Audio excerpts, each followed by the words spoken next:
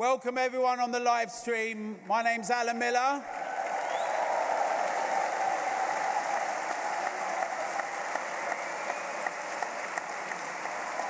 Yes, yes, London.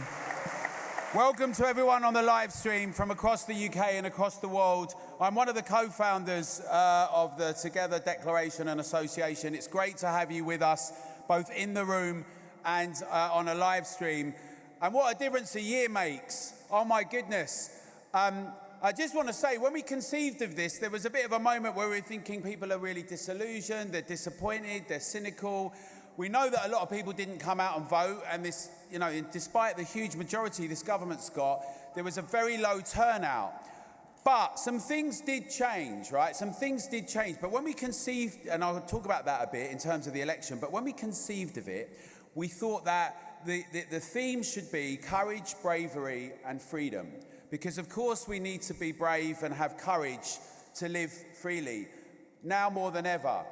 But something did happen, didn't it, in the election? We did see there was a sense of possibility. I mean, millions of people voted for a new party with new people, and that was as true for reform as it was for people who had left Labour. And regardless of what anyone thinks of any of the particular views, some new things are happening.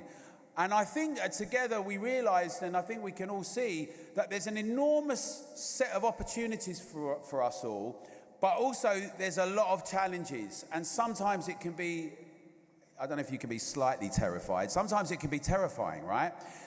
And we see that especially with a new government, that after the last government that decided the way to deal with protests that most of the public hated was not to use the laws we had and impose authority and deal with it with the laws we had, which they could have done, was to introduce a whole new set of laws and legislation that would actually restrict all of us. And the latest authoritarian, weak authoritarian technocrats want to go even further. They want to go even further in curbing our free speech, in threatening social media companies, in imprisoning people for saying things and asking questions, maybe being stupid, maybe being vulgar, maybe being disgusting. But in the spirit that we might admire here of Voltaire and others, we need to be able to really say that we need to hear all the things that are terrible and disgusting and deplorable, that word, because we need to interact with one another as fellow citizens. We need to engage with one another. We need to be able to argue the merits of our arguments and convince those around us. We're not evil, we're fellow citizens in a country that's looking to find its way. And we've got weak authoritarians who are constantly not only nudging us and trying to use fear PR, but also imposing all sorts of rules and regulations and very draconian measures. Now, I want to just briefly outline some of the things we've done in the last year, which I think have been quite good, and then we'll talk a bit about some of the challenges. So we're just going to have a quick video about some of our achievements to set the tone, and I quickly want to get onto the speakers and the whole debate and discussion tonight, because we're very lucky to have some brilliant people. But we'll just play this, please, Jay, and then I'll be with you in just a minute. It's truly amazing, and really it goes into detail about, you know, what a lot of us suspected, actually, that, you know, people are pulling strings to push this whole net zero agenda.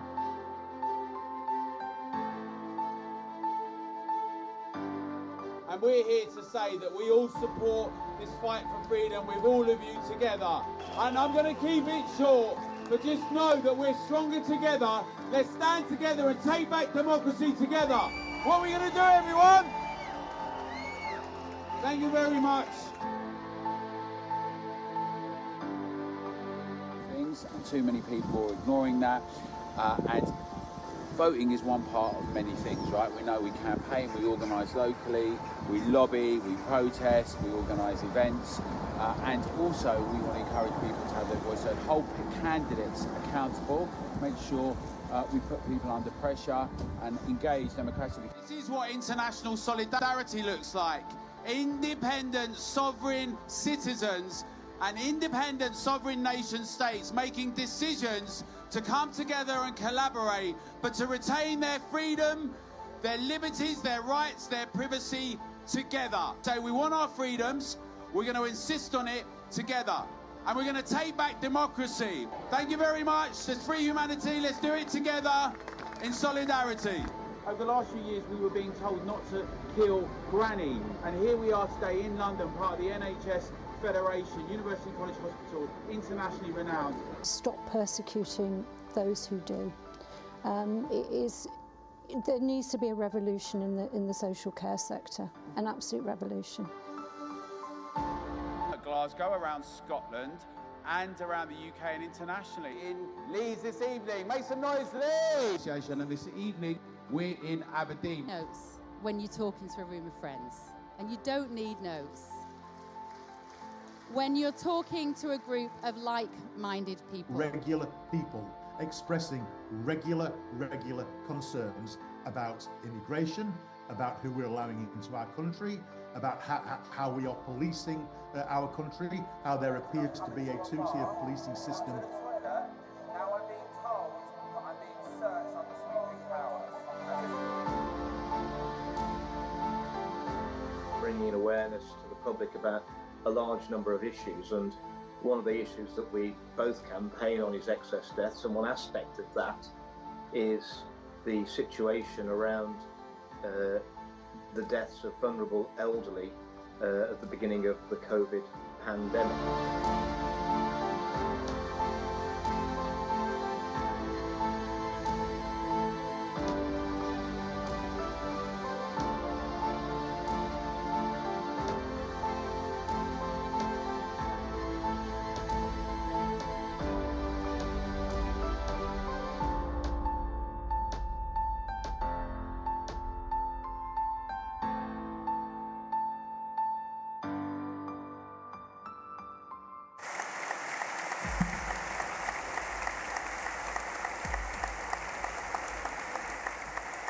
Now, one of the reasons we played that is to just sort of show how we've been effective in some areas, whether it's to do with restrictions of travel, whether it's to do with insisting on cash with the Bank of England consultations and the FCA, whether it's to do with deplatforming people and saying we're not going to have that, but we know the snap election means that piece of legislation did not go through. We worked a lot with the Free Speech Union, who are here tonight.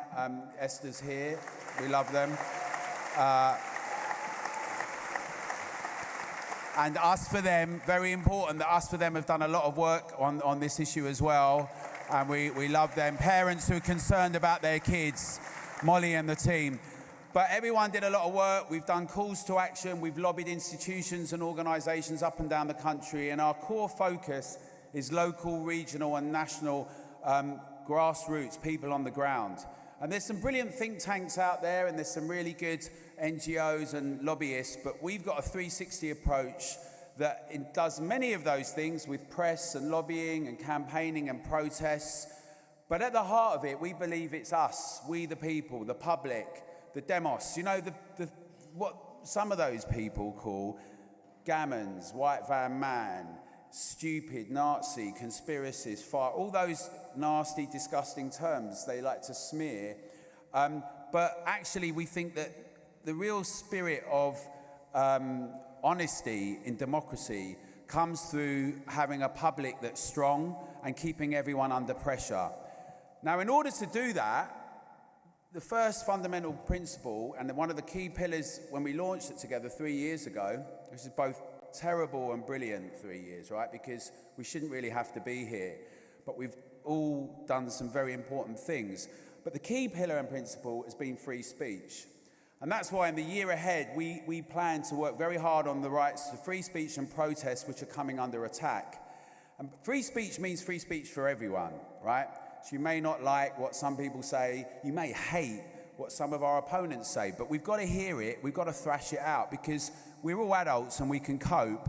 And actually, when we think of the best of our fellow citizens, that we can win them over to the arguments with the virtues of our reason and compelling arguments, maybe we won't win them. Maybe we'll win over someone that's listening, that's not arguing. But I tell you what is infectious, freedom. And the idea that we can make judgments and decisions and that we're grown up and we can have autonomy and choice. And sometimes we might lose. And that's the thing about history, it's not guaranteed. But this experiment that we're all part of, and it is an experiment because you can go to different places around the world and we'll get a knock on the door for speaking like this. This experiment is just that, right? It's not God-given. I mean, whatever your thoughts are on that. It's something that always has to be struggled for. And we stand on the shoulders of many giants, people like William Tyndale. We're not going to be tortured or burnt at the stake, but people are being cancelled, people are having their lives ruined, and people are being both imprisoned and threatened with imprisonment. And some others are not.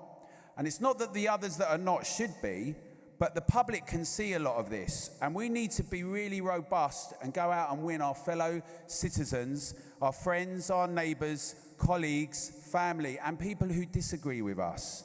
We need to be strong and confident and give a lead and say we can talk and calmly, rationally, and we believe that freedom is the way, and we show that way. And that's something we're really passionate about. And on that note, because it will lead to everything that we do in all our campaigning, whether it's about carers or farmers or drivers or just citizens more broadly, we've got to be able to speak freely. Now, people will have seen what happened with Bernie Spofforth, many of them. Whatever you might think about what Bernie wrote, whether she should have done or shouldn't have done or any of that, we're seeing certain instances where the police are turning up at people's houses. They're being threatened with several years. 2 years she was threatened with imprisonment. We're seeing, as Baroness Fox actually said on the news recently, a situation where it's madness on steroids in terms of the response to it for some people. Not if you happen to be the chief executive of Hope Not Hate. And again, it's not what I want to see. It's not what I want to see. So we've got a very short video from Bernie Spofforth, if you could play it, because she can't be here tonight, but she wanted to share that with us quickly. Hello together, I'm Bernie, and I'm sorry I'm not with you today, but Alan has asked me to say a few words to you. So we're together, at a time when authorities are nudging us and society to become more and more separated from each other. And in the past few weeks, I've experienced personally what happens when our voices are silenced and when decisions are made without the consent of the people. But history has shown us that when ordinary people stand together, extraordinary things happen. Today, standing together for our rights is often dismissed as populism, as a bad thing, as if populism is something to fear. And they do fear it. But populism is really just the voice of ordinary people, demanding to be heard together. And it's the people, us, insisting that those in power remember that they serve us, they do not rule us. Populism isn't something to be ashamed of or shied away from. It's democracy. Our power lies in standing together, working together. Our power is in refusing to be silenced and standing up for each other, as so many of you have stood up for me without even knowing me. Our power is that we are stronger when we act together than any attempt to dismiss or control us individually. Democracy isn't handed to us, it's upheld by the people, by all of us together. We are the voice of the many, and we need to make sure that that voice is heard. Have a lovely evening, and I really look forward to being with you next time.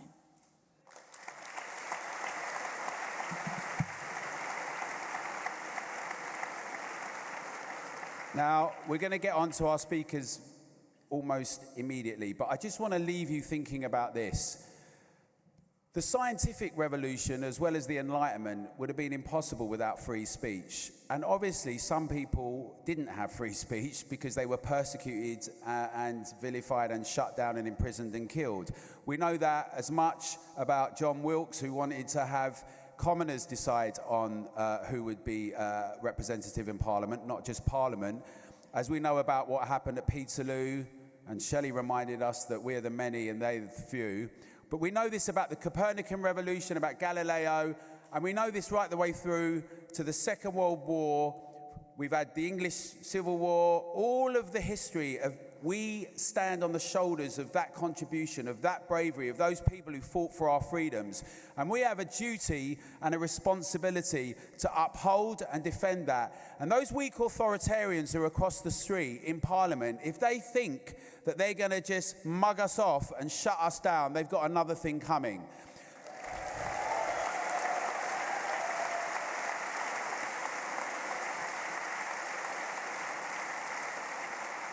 So in the spirit of bravery, courage, courage, as they say in France, and that spirit of that, the next person I'm going to introduce is someone that you all love, you all know.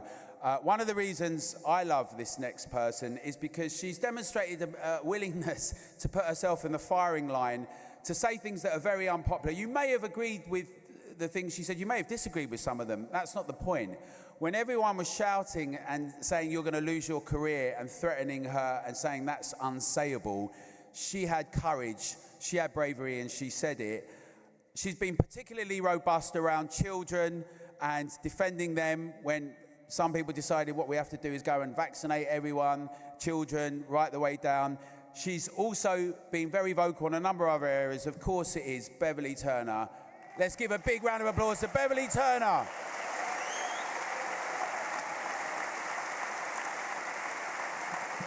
And can we...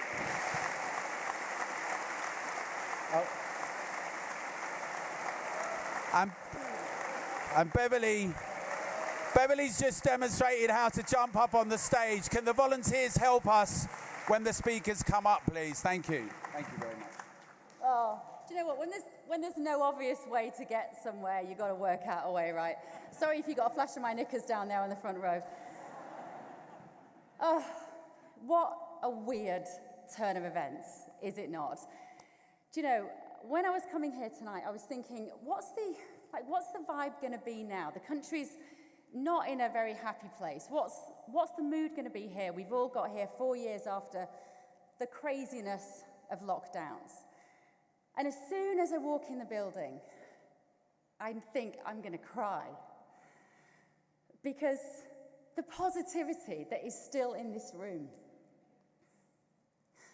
the amazing energy of all the people here. We are just the rent-a-gobs who are going to be on the stage tonight. We could not do what we do without all of you being here tonight, paying money to be here, supporting Alan and his organisation. Can we just have a round of applause for all of you, please?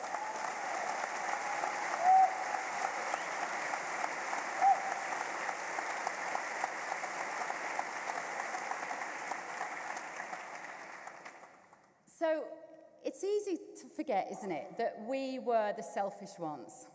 We were the people who were going to kill grandma. We were the ones who were going to kill teachers. We wanted businesses to stay open, and that was selfish. Well, I don't know where those selfless people are now, but I know that all the selfish people are still fighting for everybody else.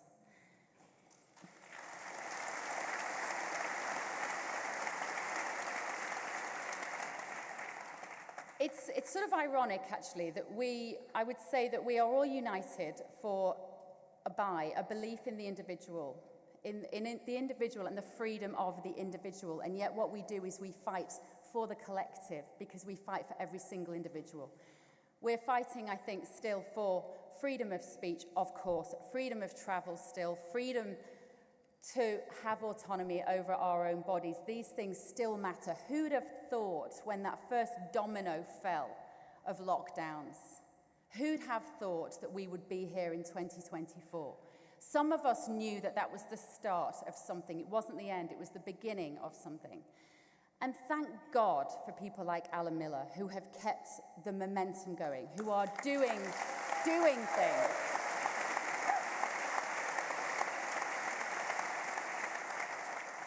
You know, people on the stage tonight, we talk, a lot of us talk for a living, and that's useful, and I think it's important what we do, and I still think our freedom of speech and our voices are important still. But the work that people like Alan and the grassroots movements are doing to galvanise ordinary people, to communicate with MPs, to lobby, it's easy to forget, looking at those headlines, it's easy to forget what amazing work the Together gang have been doing in the last 4 years, and I just think you're all amazing. There are too many brilliant people here tonight, and I'm going to be really brief because there are so many more people more interesting than me that you're going to hear from tonight. But I just want to mention a few of them, and I apologise for all the other wonderful people who I don't mention, but I will no doubt tell you tonight how amazing you are. Dan Wootton.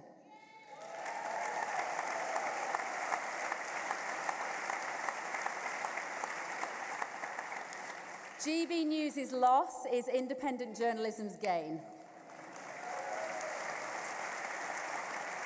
Dan stuck his neck out right in the beginning when it was really hard and he had everything to lose, and he's fought multiple fights, and he is the king of reinvention.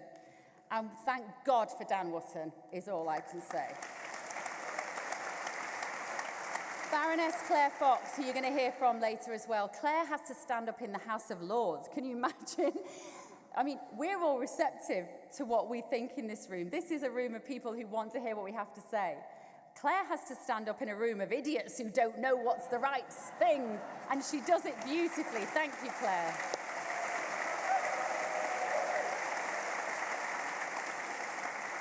Allison Pearson is here tonight. Allison Pearson, who was a hero of mine when I had my first baby nearly 21 years ago, and she wrote, I don't know how she does it, and she changed my life 21 years ago. And who'd have thought that she would still be such a powerful wordsmith in 2024 and standing up for everything that is important. And thank you, Alison, for everything that you do through the newspaper. It's amazing.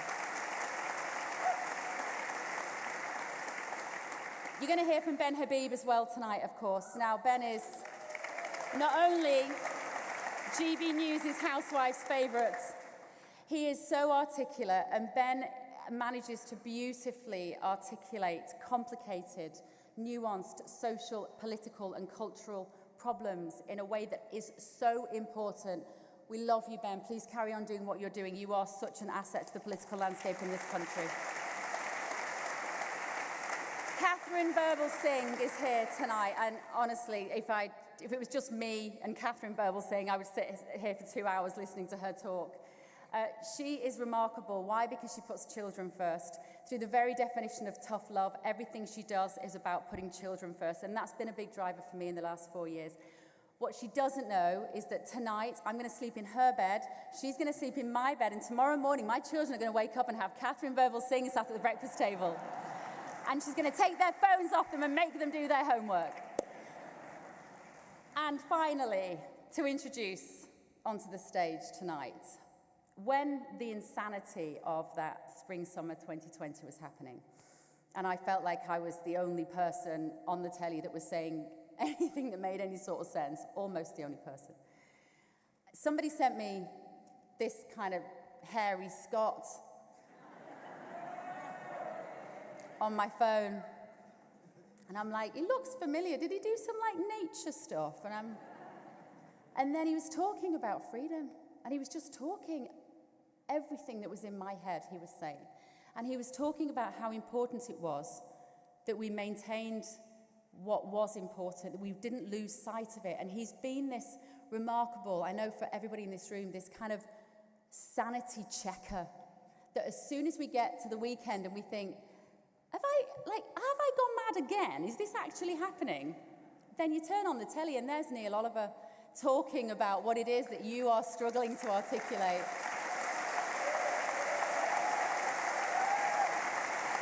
So please give a very warm welcome to Neil Oliver.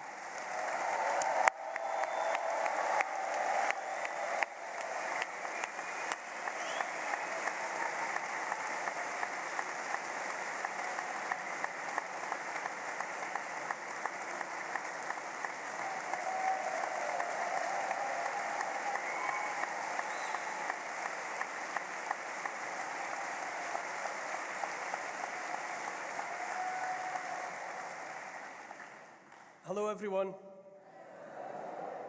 It's a long way from there to here, but it's been a long way for all of us from where we were a few years ago to where we are now. And I listened to Bev beginning to talk, and I heard the tremor in her voice momentarily, and I thought, that's the right response to this. You know, when I came in here tonight,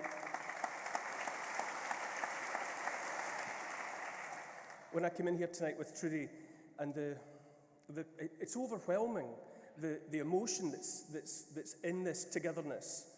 And I think I'm reminded of it every time I'm in a room full of people in real time, because this that we're all sharing now by being together is what it truly is to conspire, which is to say to breathe together.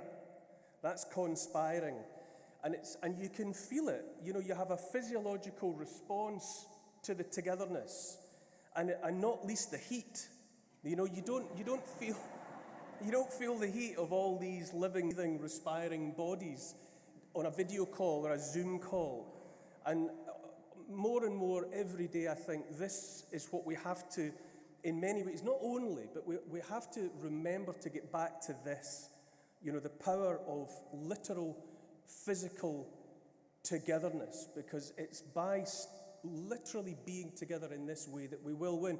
And we will win, you know, as sure as...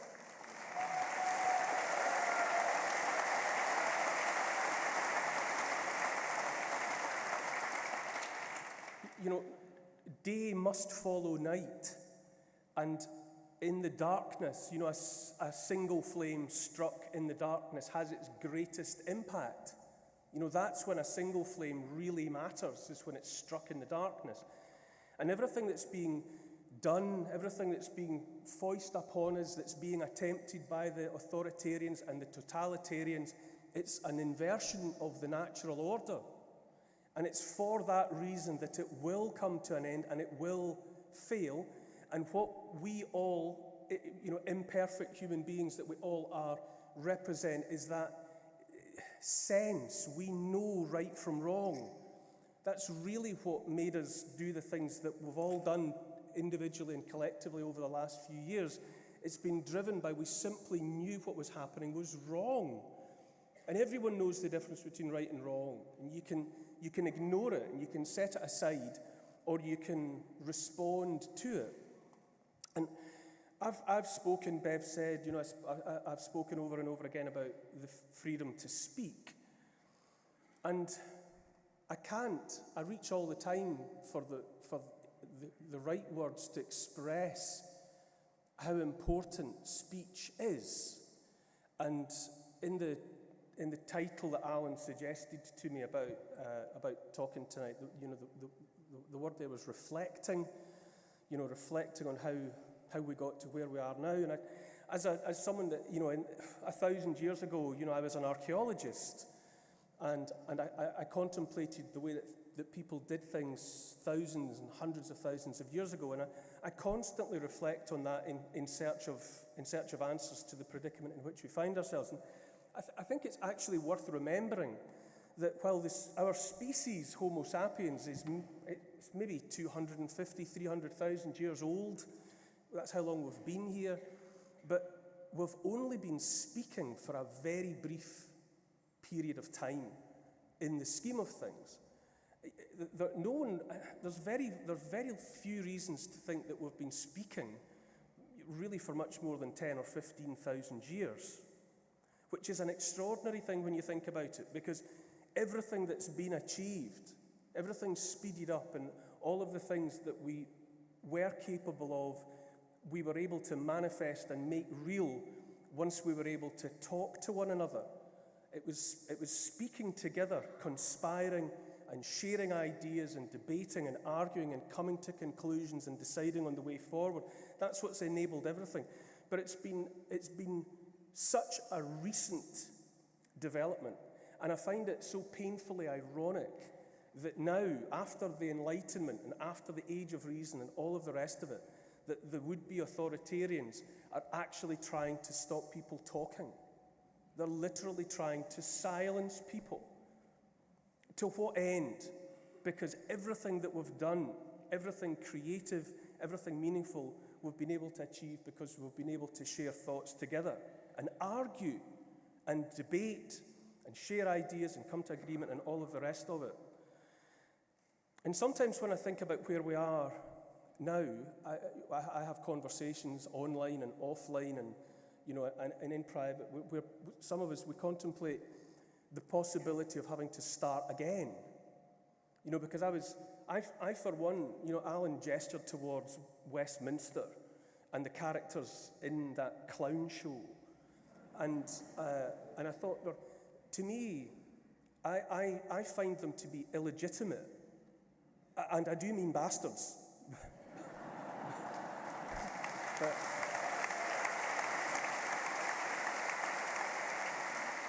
I find all I can hope to do is to disregard them, because I think that we have to set them aside, in at least in the short term. They have to be disregarded and set aside because they are the problem.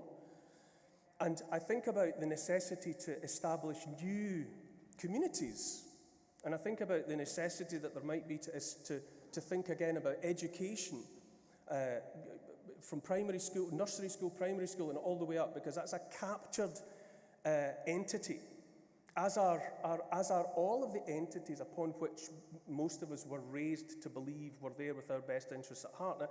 And I think about how impossible that sounds. You know, how do you cope with nothing? How do you contemplate going back to nothing and starting again? And when I think about that, I think, well, first of all, I think about Cool Hand Luke, and I think about when he wins the card game with a handful of nothing. And the George Kennedy character, Dragline, says, you know, he beat you mullet heads with a handful of nothing. And Paul Newman says, sometimes nothing can be a real cool hand, hence Cool Hand Luke. Because sometimes it's your attitude in the face of having nothing. It's the way that you present with that. And I thought I would draw to a close really with an anecdote that's it's been around since the 1950s. Now, Justin Trudeau's face was up there on that big screen repeatedly. And Canada, obviously, we've all looked on with grief, really, at what has happened to Canada in the last few years. But there have been times in the past where Canada has been in a dark place before, not as dark as now. But in the 1950s, there was an attempt finally to get the last of the indigenous people that we used to call Eskimo into the reservations, you know, to collect them all and get them all away from get them all out of the wilderness and get them all gathered together somewhere. And there's a story, a legend, a myth, a folklore about a grandfather who was refusing to cooperate. And he was saying that there was no way that he was going to submit. There was no way that he was going to give in to the authorities.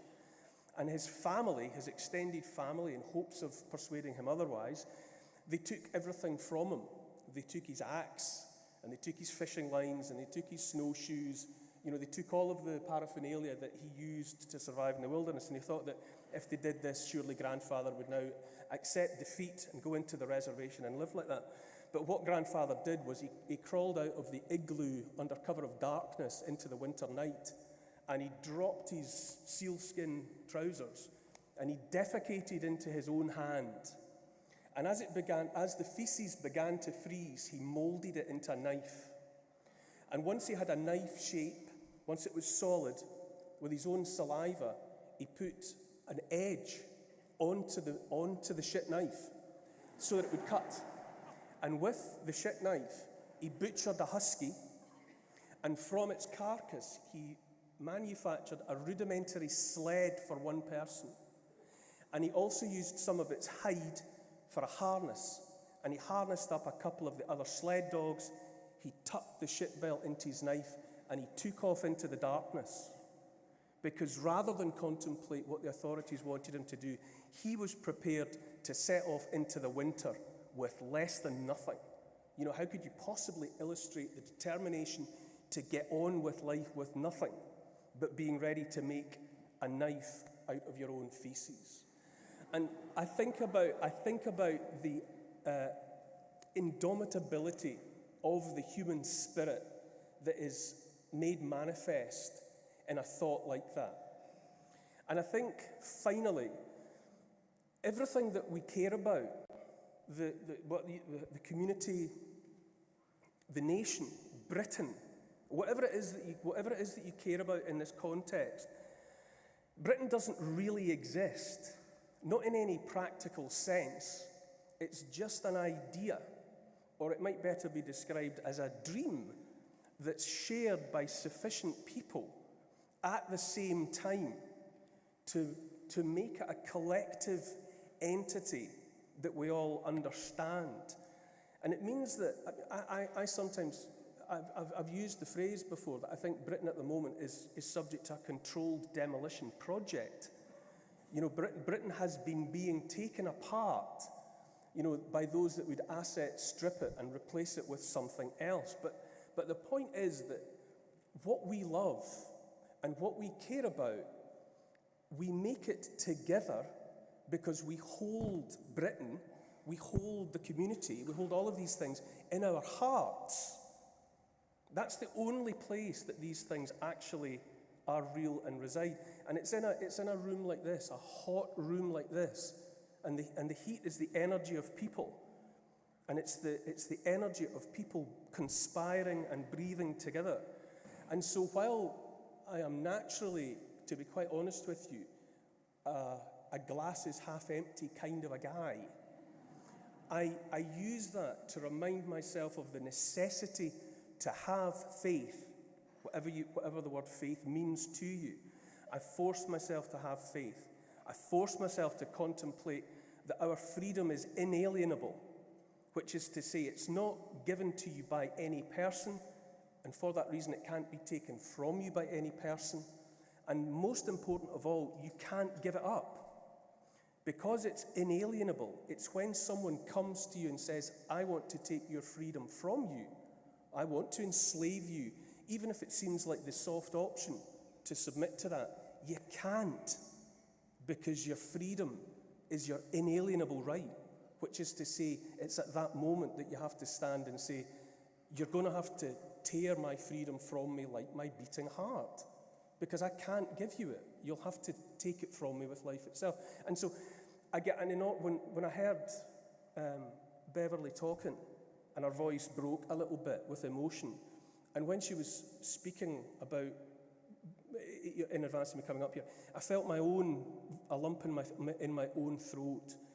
And I say again, that's the right response, because I think it comes from a place of love. It's about love, about all of the things that are important.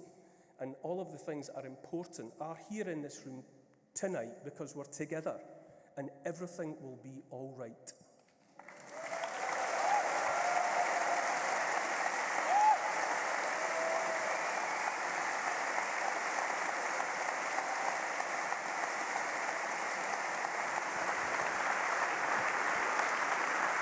Thank you, Neil. Thank you, Neil, and thank you, Bev. And because I know you're a smart audience, I'm not going to patronise you. I know you know who the people are, so I'm only going to introduce them very briefly with the top notes, because they've all got lots of accolades and information. I want to get straight into the discussion. It's a bit of an experiment tonight. We're going to do a kind of like round table discussion, and we're going to be joined by Zuby on the Zoom, and we've also, oh, he's here, great. Hello, Zuby. Wicked. And Matt Tissier was meant to be here, but he's had to fly to Chicago. Now, he's just at passport control, but he has sent this video in case he can't join us. But it's great because Southampton has got him as an ambassador, which means the tides are changing a little bit again. So let's have the video from Matt just briefly, please. Hi everyone, Matt Tissier here. Now, firstly, I just want to give my apologies to everybody, because originally I did tell Alan that I could make it this evening, but unfortunately I've had to fly across the pond, and I'm currently in Chicago, because the man's still got a mortgage to pay, unfortunately. But firstly, I'd like to say thank you to Alan and everybody on the team at the Together Declaration for their fierce defence over the last few years of open debate and free speech. It is impossible to overestimate the importance of these two things, because without them, tyrannical governments will be able to do as they please forevermore.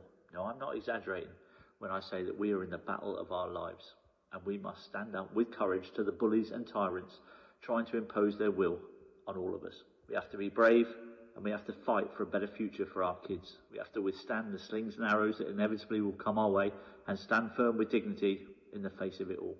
Never stoop to their levels.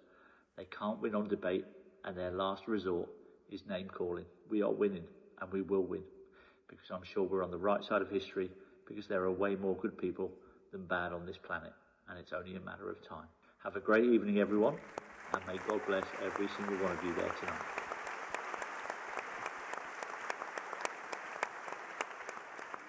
So what we wanted to do in this first part is have a conversation about the legacy media, the mainstream media, free speech, censorship, but also new platforms and engaging the public. And each of the people that are going to speak tonight have got experience in a different way and can shed some light on it.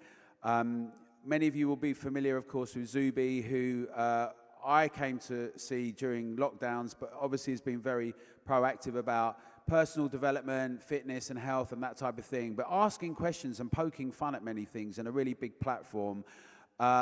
We've got Ada Akpala, who we're very pleased has joined us from the Equano Project, which is a really brilliant initiative to train and work with young people for a life in the public sphere, in politics and policy.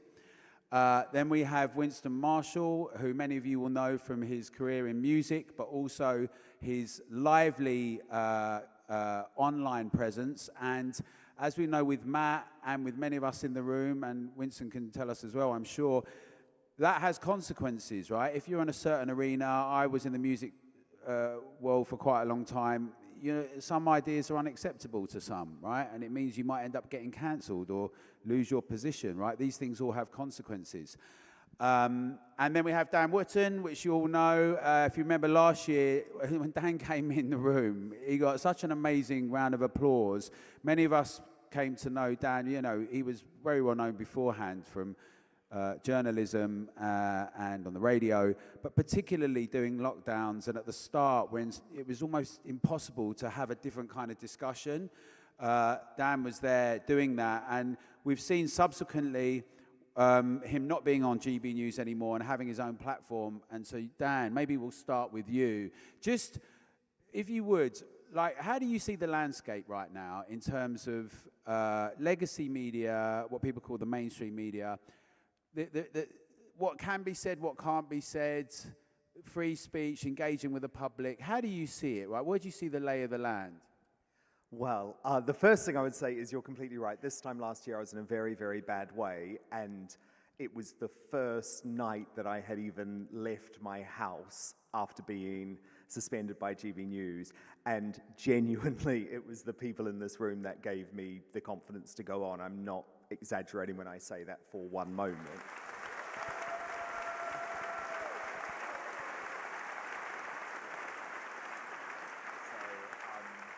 So thank you so much for doing that, because it was just overwhelming at a really, really difficult time. And I guess one of the reasons it was very difficult for me, obviously, is that I thought that I had found a home at a place where free speech was embraced, so it was quite shocking to then not be there. But to talk about the mainstream media overall, I actually think there's a lot of hope. And I've been speaking to a lot of people earlier tonight at the pub next door, and they've said to me, do we have a reason to hope? And actually, I say absolutely, because the thing is, the mainstream media is dying. It is on its deathbed. And the problem is, the problem is that the government, the authorities, the establishment, the deep state will do all they can to keep the mainstream media on life support. But eventually, the life support will be turned off.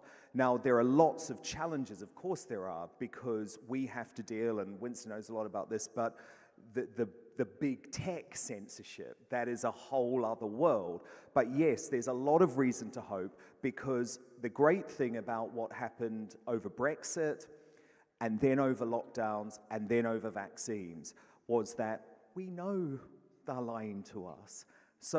So many of us have been awakened to what they did, and there is reason to hope, because why on earth would you trust a Westminster journalist after the last 5 years, like in all seriousness? So on that note, Zuby, I want to come to you, because we've seen some remarkable things. We've just seen that the counter-disinformation unit that was really put out on during lockdowns has not only been targeting citizens and medical people and journalists and in the UK, but also advising the Biden administration, who have got a constitution and the First Amendment and free speech on how to censor and shut people down. You've got over 2 million followers on social media. You've done things with Elon Musk Many people are targeting Elon Musk now. Alistair Darling is saying, let's have him in court and send him in jail like a tin pot dictator. You're always very positive, but Zuby, tell us how you see the lay of the land in terms of engaging with the public and where we stand right now, please. Yeah, sure thing. First thing I want to say is I wish I could be there in person in London with you, all of you. I'm currently here in Miami, but I will do my best. I'm sending love from across the pond. So, Alan, in answer to your question, I think the clearest sign that we are in a better situation is to compare where we are now to how things were in 2020 or 2021 or 2022. All of us in this room in particular will remember just how hard the walls were closing in and how much fear and division was going on during that time. I mean, it was just the sort of peak of censorship in my own lifetime, and I'd imagine that's the same for most of us. So I think we're in a situation where things are kind of scary in a way, because you're seeing what governments and other institutions are doing. But at the same time, they wouldn't be doing that if we were not winning. And when I say we, I am talking about people who are truth-seeking and truth-speaking. This doesn't mean that we agree on everything or that everything we say is always correct, but what it means is that we are not intentionally trying to lie to people. It means that we are not intentionally manipulating people. And that is one of the core differences between independent media and the rising tide of people who are following it, and what we call the mainstream or legacy media, where there is always an incentive. And oftentimes those incentives can be perverse. If you look at the USA, the country I'm in right now, I mean, the absolute stranglehold that Big Pharma in particular has across all of the various media channels, it's insane. And all-time trust in mainstream media is at an all-time low, and the availability and trust in independent news sources is increasing. I think that Elon Musk buying what used to be called Twitter, but now X, I think that may go down as one of the most important things that he ever did for humanity, and he's certainly doing a lot of interesting and impressive things for humanity. But just having even just a couple of channels where people can speak freely, it always allows the truth to break free. Because if you're speaking the truth, you don't need to censor people. You only need to censor people if you're lying to them and you're trying to manipulate them. So anytime you're seeing people pushing for censorship and they're claiming that's under the banner of misinformation or disinformation, just like all the stuff they did in 2020 to 2022 supposedly was for, our health and safety, you know that it's nonsense. Because if you are telling the truth and you're not trying to mislead people, you have no fear of opposing opinions. You don't have any worry of other people saying things, even if they may not be true, because you can counter them with facts and with truth. So I think that's a lot of reason for us to be optimistic as we close out the first quarter of a new century. Thank you, Zuby.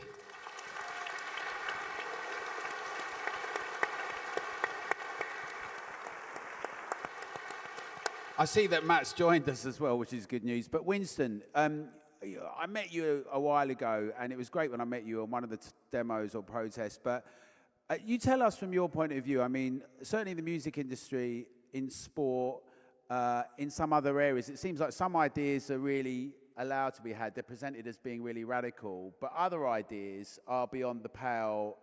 But how do you see that in terms of your experience, both in the music industry, but also in being a political commentator? You've done podcasts with The Spectator, and you've got your own platform. In this conversation about the mainstream media, new platforms, and engaging with the public, and particularly young people? Well, briefly firstly, can I say thank you for having me, and congratulations on this amazing organization. Dan and I were just speaking there, we create a lot of content, and speaking a lot to camera, to actually be with people is so good for the soul. So anyway, thank you.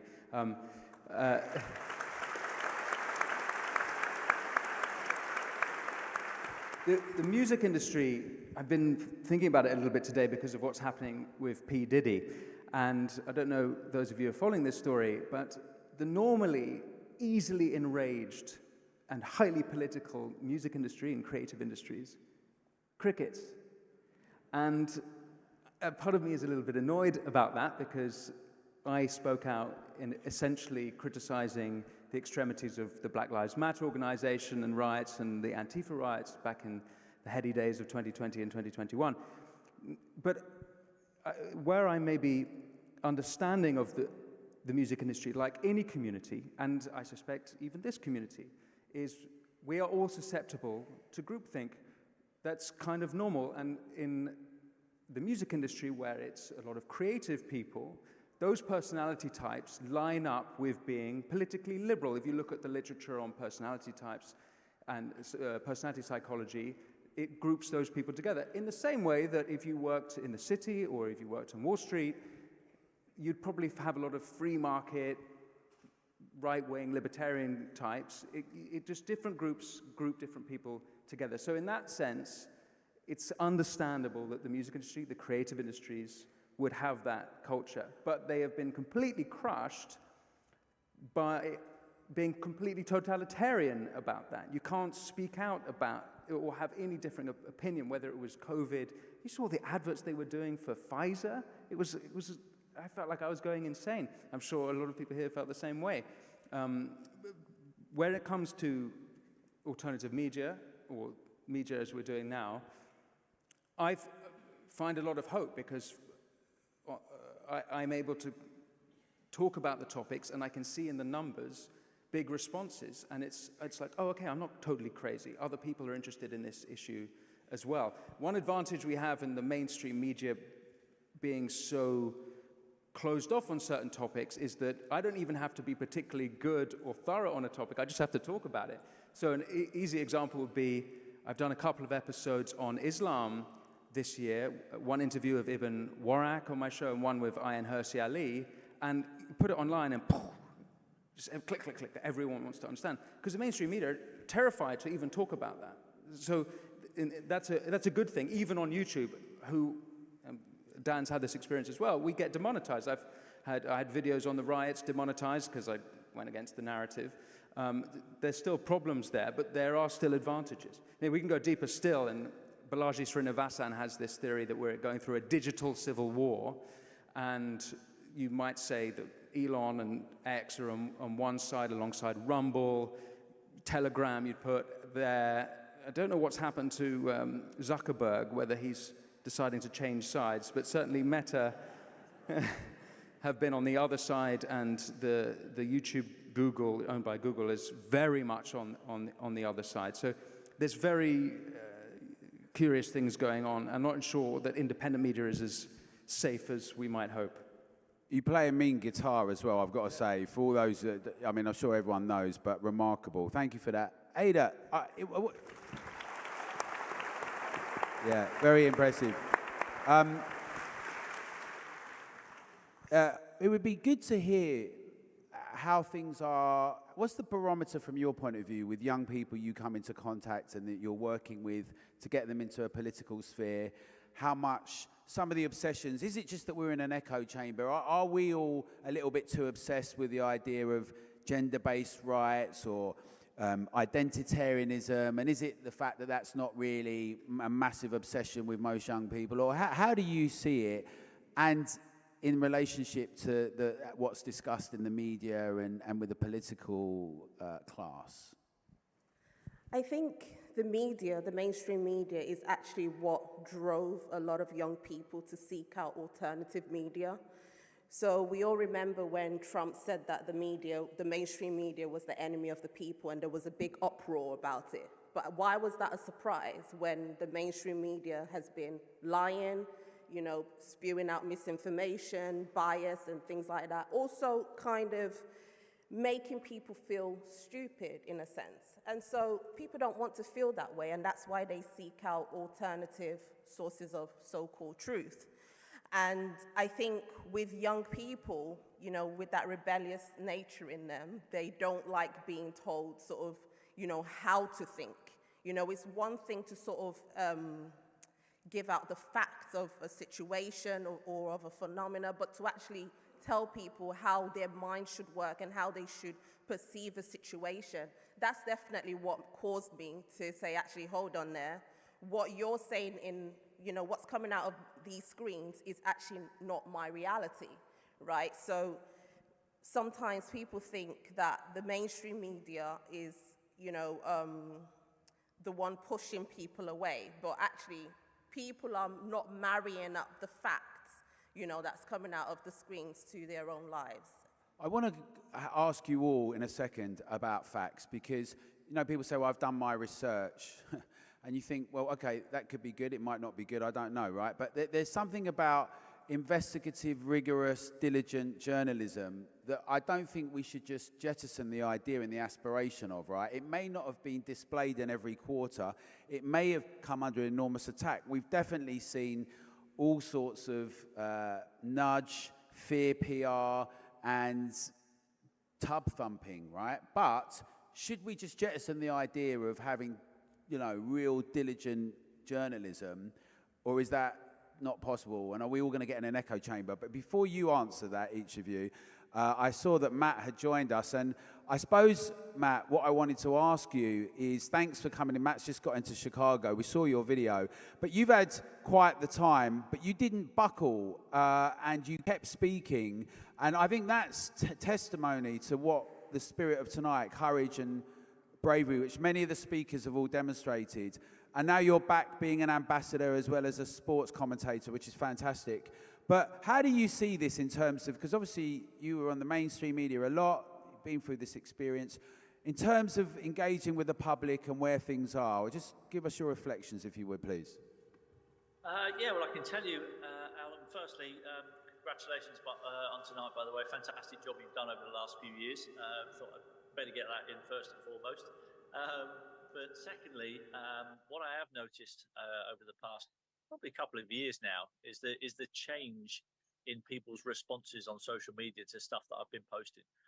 So when I started posting against the narrative in March 2020, I was getting 95% of abuse and all manner of things. And I can tell you that has pretty much flipped in the last couple of years to now having 95% support for the stuff that's coming.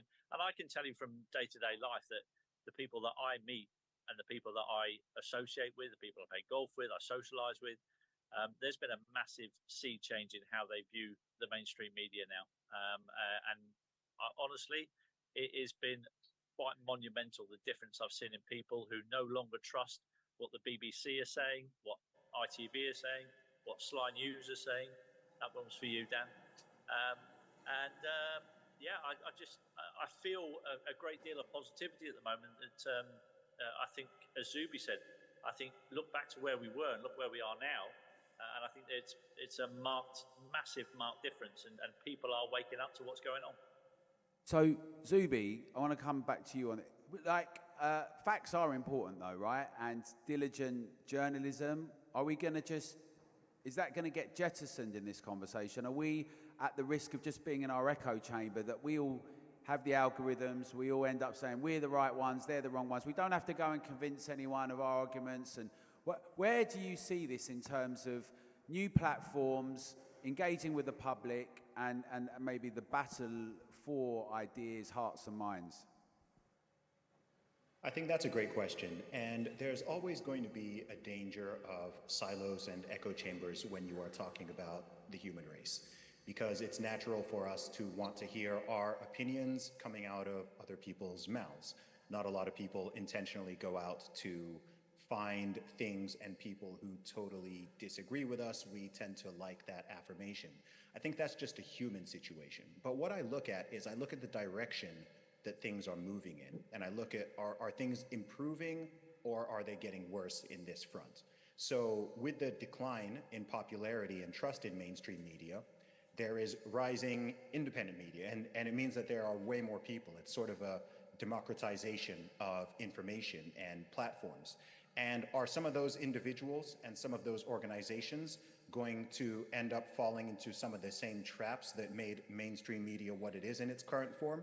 Yeah, that absolutely happens. There are always going to be perverse incentives. There's going to be people chasing clout, people chasing clicks, people chasing headlines, people genuinely lying, right? These are things that are innate to human beings, and there are always going to be bad actors out there.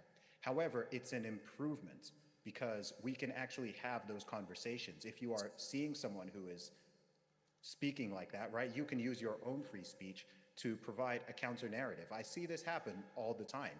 If someone puts out a podcast which people disagree with, or just a video, whether it's long form, short form, or they put out an article or a blog post, people are welcome to share their opinions and their ideas.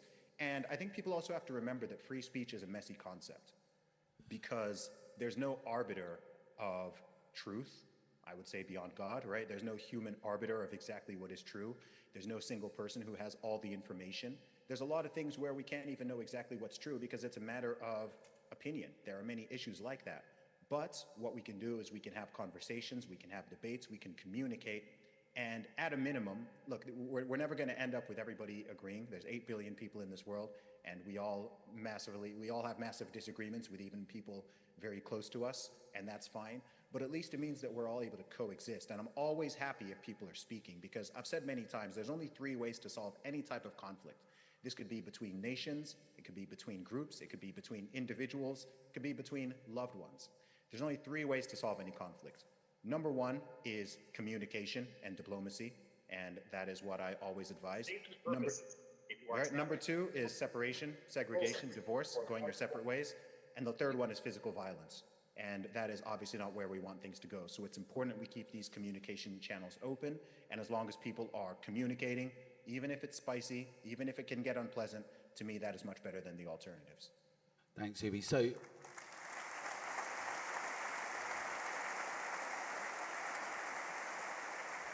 Dan, you know, you've had a long career in journalism, and, you know, both in the newsroom, in broadsheet journalism, and in television, in broadcast. I always thought when I went in front of you, you didn't just give everyone an easy time. You'd have the information, you'd present it out, and often in places like GB and Talk, you'd have to do that much more than perhaps you would in the BBC and elsewhere, although there's this pretense that you have it fair and balanced, right? And is there a risk that we're going to end up just being in these silos? Where do you see the importance for journalism? Or is that the old idea of that search for the truth, that kind of a bit of a hack, but someone who just keeps going? Is that gone? Is that the days of Fleet Street over? And is it just everyone's out there just saying things, and it's all this a postmodern world of multi-idea? Or how do you see it? Or is there a universal standard that we can say, well, these things are true, and it's just that you've got it wrong, or whatever? You know, how do you see all of that? Well, I mean, always I will judge a story on its merit, but the reality is, and I know these people, remember, the vast majority of journalists working in the mainstream media are not journalists. They are activists, but they just pretend to be a journalist and they hide who they vote for, but we all know. And so it's very difficult to have any faith in the mainstream media when you look at the huge stories that were being covered up in 2020, 2021, 2022. I mean, I saw Sly News today do a story on vaccine damage victims, right? And I thought, okay, well, should they be given a bit of credit for that? Because finally they've come around. And then I looked into the story deeper, and of course they had found a family who said, oh yes, my father died of the vaccine, but of course I would still have it, and we can't blame the government for it. So I'm like, no, they can't be trusted. They are not journalists. So look, I will judge stories on their merit, but what people have to realize is that The Guardian here, the New York Times in the US shows actually that a lot of mainstream journalism has died. So what does that mean for us all? Just a quick thought on what does that mean for the period ahead? How do you see it as someone who's been interested in ideas and journalism and news and the truth? How do you see that? Obviously, what you're doing is a way to communicate with people, but what's your take on it, on what needs to happen? Well, people have to trust individuals, and actually, I've really looked into this a lot, and weirdly, even the big tech platforms are moving towards that. So Instagram, for example, I listened to an interview with the chief executive the other day, and he said he's completely given up on organizations because people are no longer trusting of organizations. And there's good reason for that, isn't there? Because a lot of organizations have people behind them pulling the strings in lots of different ways. There's a reduced chance of an individual being captured, especially when we can judge that individual. So in the US, I'm much more likely to trust Tucker Carlson or Megyn Kelly than I am Fox News, because I know Fox News is driven by, I mean, I worked for them for many years, but is driven by the personal desires of Rupert. Okay, and can we have can we have editorial independence whilst there's still big organisations? This thing about trust is important because it seems like people have given up trust on almost everyone. And I wonder if that's throwing the baby out with the bathwater. I'd like to hear what you both think about that. And then we're going to round up with a final point. But Winston, then Ada. I think Dan's right to observe, and everyone knows this, that we trust individuals. That's why Dan's been so successful going independent. I've 10x'd my numbers since going independent. If you talk, just to go back to investigative journalism, a lot of those guys who maybe normally would be at big newsrooms are now independent. Glenn Greenwald, Matt Taibbi, Lee Fung, David Zweig, a lot of these people went independent during the pandemic and showed how their work was even better because they were able to go deeper on various topics. I will say, if it's, I think most people probably already do this in this room, but even if you subscribe, even if you're not paying to subscribe on these people's Substacks, on their YouTubes, that really helps them. It's amazing. Even if you press like, it helps them with the algorithm and yes, push please, them. especially us, right, Winston? You don't have to give them money necessarily, but if you press subscribe, that really makes a huge difference. Just as I'm sure you guys are already doing that already, but anyway, yeah. Sorry, I've drifted from the question, but yeah. Well, but Ada, how do you do this with young people when you want to get the Equano Project, and we know people there, Naya and Manira, and people that I really respect. Really, when you're bringing with this deficit of trust, is it throwing the baby out with the bathwater? Because some people say to me, "Well, what is democracy anyway?" And I actually think democracy is really important because you know when you haven't got it. And freedom, I say, well, we haven't really got freedom. Well, you know when you haven't got it. And it is terrifying that we could have the police come round for saying things and posting things. And that's what freedom is or is not. And I wonder that thing about trust and younger people and having an influence in the political sphere and some of the things that you're doing with the project. How do you see all that? So we definitely need something that unites us. And I think the mainstream media is, the one that is pushing and dividing people completely. And our work is to bring that commonality again. And that only happens when we're able to debate. That only happens when we're able to, look at all the facts, look at all the information, and come to conclusions. And we shouldn't be afraid of that. Now, I agree with Dan when he said, when he mentioned the sort of activist nature of, the mainstream media and journalism. And I was watching something a while ago when I think an ex-journalist, he was saying that, journalists do need to be activists. They need to be biased, on the side of justice and to stand against the oppressor. And I'm thinking, well, we're in a time where oppress means something today and it means something different tomorrow. So actually, no, the work of journalists, I'm not talking about independence, I'm talking about especially mainstream, is to share the facts, share the information, and it's up to us as the public to corroborate that and see and debate amongst ourselves and come to that conclusion. And I actually don't agree that journalists and the mainstream media should be trying to tell us the truth. I think truth is a bit nuanced. Facts are rational, facts are neutral, right? I can tell you the temperature in here is 24 degrees or whatever, it feels Hotter. like it. That's a fact. But if I tell you it's hot or it's cold, now that's something different. And I think that's what the mainstream media needs to step away from a little bit. And I think that will engage more young people, to, have more trust in what's actually coming out of our screens.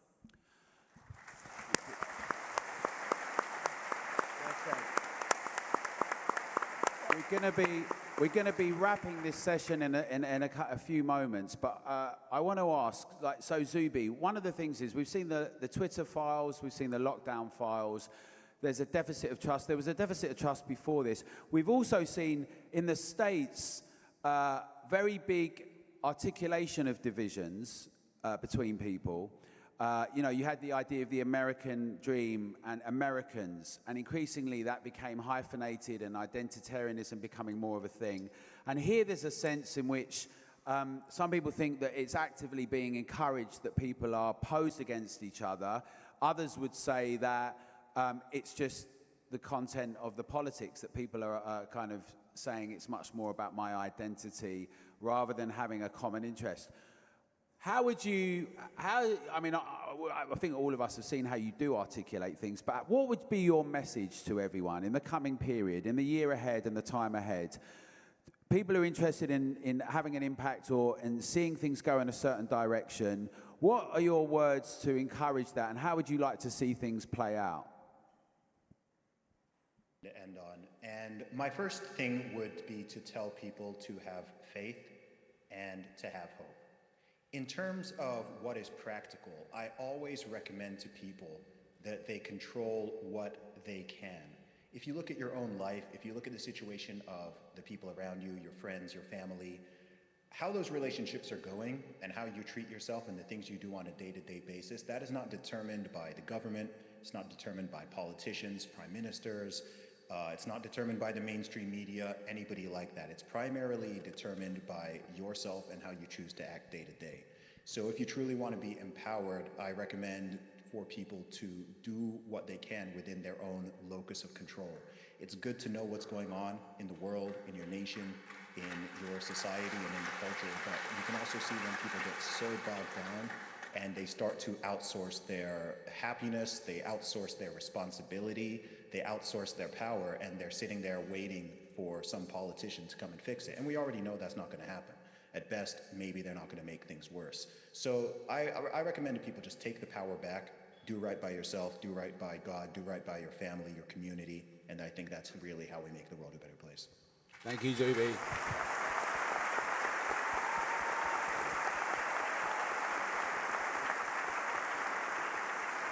You're popular in the room, Zuby. Yeah. Matt, just a final reflection on things, right? It's been a crazy period, to say the least. Just in terms of, I got quite concerned over the summer that very legitimate questions and issues that we should be able to discuss and debate, I started getting very concerned that things are going to just collapse into people completely losing their rag and things getting slightly out of control. Now, I might have been overly panicking and getting carried away with things, but I think there was a sense in which people are very angry. There's things like two-tier policing, two-tier justice. I know we're told we're not allowed to say that, we might get in trouble, but it's observed by many. But is that overly negative? Oh, is Matt gone? All right, thanks, Norris. So Matt's gone. So we'll get an answer from him later. I'm going to come back this way because we're going to finish with Dan. As it happens, Ada, I mean, I can put that question to you. Some of the discussions over August and September with many of my friends and others, and people come from backgrounds of the left, centre, the right, and all of that, but concerns, right, about what was going on, and are we just getting nudged and pushed into a certain direction? Is it about should we be able to discuss these things really openly? We've seen some things result in violence from, let's just say, from all sides. What's the way out of all of that? Yes, so I think the theme tonight is courage and bravery. I do think that there does need to be some courage also within our so-called circles in terms of, talking more about responsibility when it comes to free expression and free speech. I see free speech as a tool, but like every tool, it can transform equally as a weapon if it's not used with care. Now, when I mention care, I don't mean being afraid to speak or sort of being shy or cautious, because, sadly, we are in a time where there is a lot of sort of bias and partiality. We mentioned Bernie earlier and the thing that happened to her, and yes, some people were saying that it was absolutely despicable what happened to her, and some people said she deserved it. But like someone mentioned, I'm not sure if it was yourself or Neil that mentioned, free speech has to be free speech for all. Where was the outrage when Sasha Johnson, the BLM ambassador or whatever, when she said that those who wrote the race report needed hanging? Where was the outrage then? There wasn't. So we are seeing a one-sidedness of things. And I think until things balance out, we are going to see more of this uproar and outrage of people not feeling heard, and they kind of, you know, throw tantrums, as they say. Thank you.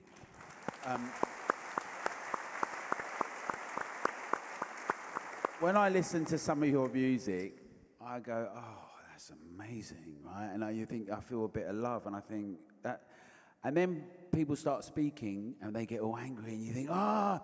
And I suppose my question is this, right? Is how do you see the question of inspiring some? Is it going to necessarily mean thrashing out all these ideas? Is it going to be really cantankerous? Can we win people to ideas? Can you win someone who's got a completely different set of ideas around what's going on? It might be the environment, it might be where we drive, it might be behavior during lockdowns. Do you think ideas can win people over like that, a rational engagement with them? Where do you see it? You said that earlier this evening, and I totally agree. I'll say one of my shortcomings is that, particularly on X, but even on YouTube, I have a tendency to tear things down.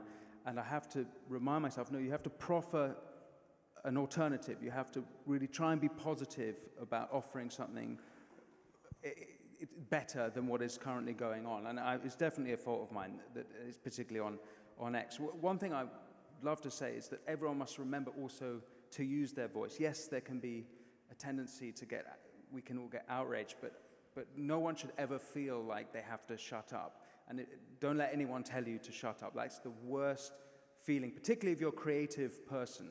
If you're seeing people in the arts being told to shut up, it's like you could see it killing their souls. It's tragedy. So it seems, again, if you're here, then you're probably the types of people who do speak out, but also encourage others to speak out, even if you disagree with them.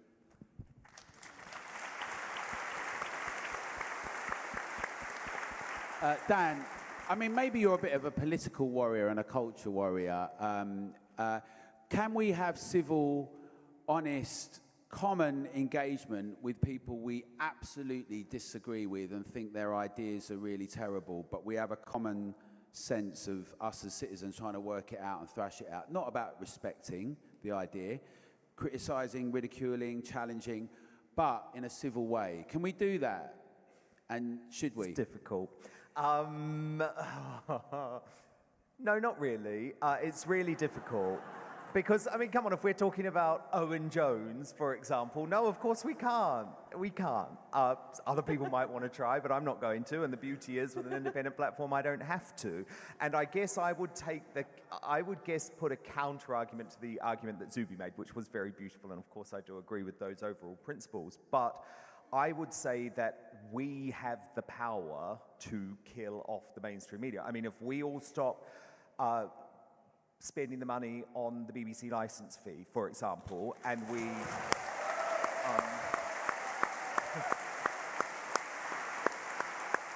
but if we used that money to support the journalists or the voices who we love, and they don't actually just have to be journalists. I mean, for example, Adam Brooks is here tonight, and Adam Brooks is someone who obviously is a big Together Declaration guy. And I was so proud to put Adam Brooks on GB News. He doesn't have journalistic training, but actually I think he has so much more of a common touch with what everyday people are thinking and what their issues are. And I would much, much rather hear from Adam Brooks than Beth Rigby. And so pay for that, I guess, is what I'm saying. It's not much money. I support now the young journalists. I mean, Charlotte Gill is another brilliant example. She's a former GB News staff member. There are a lot of brilliant young journalists doing amazing work. So I guess I would just really try and advocate for a bit of practical support. You know, basically it's the price of a cup of coffee a month to support people like that doing independent journalism. That is really important because we have the power to kill off the mainstream media.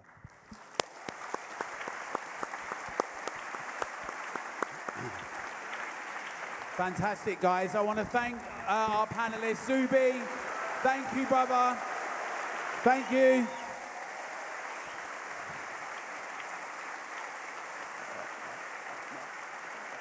Next up, Bev gave our next speaker a really good introduction.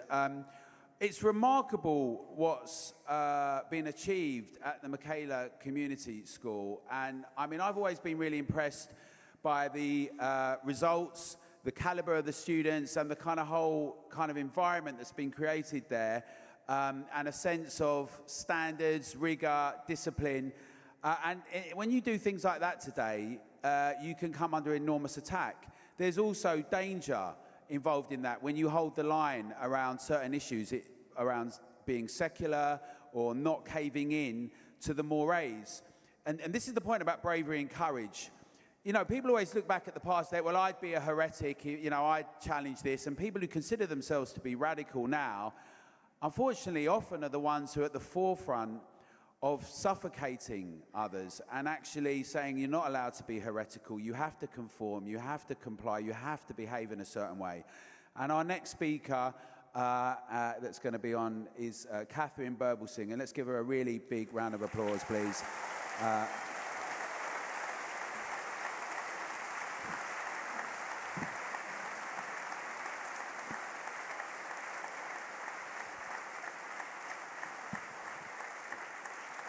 Thank you, Katharine.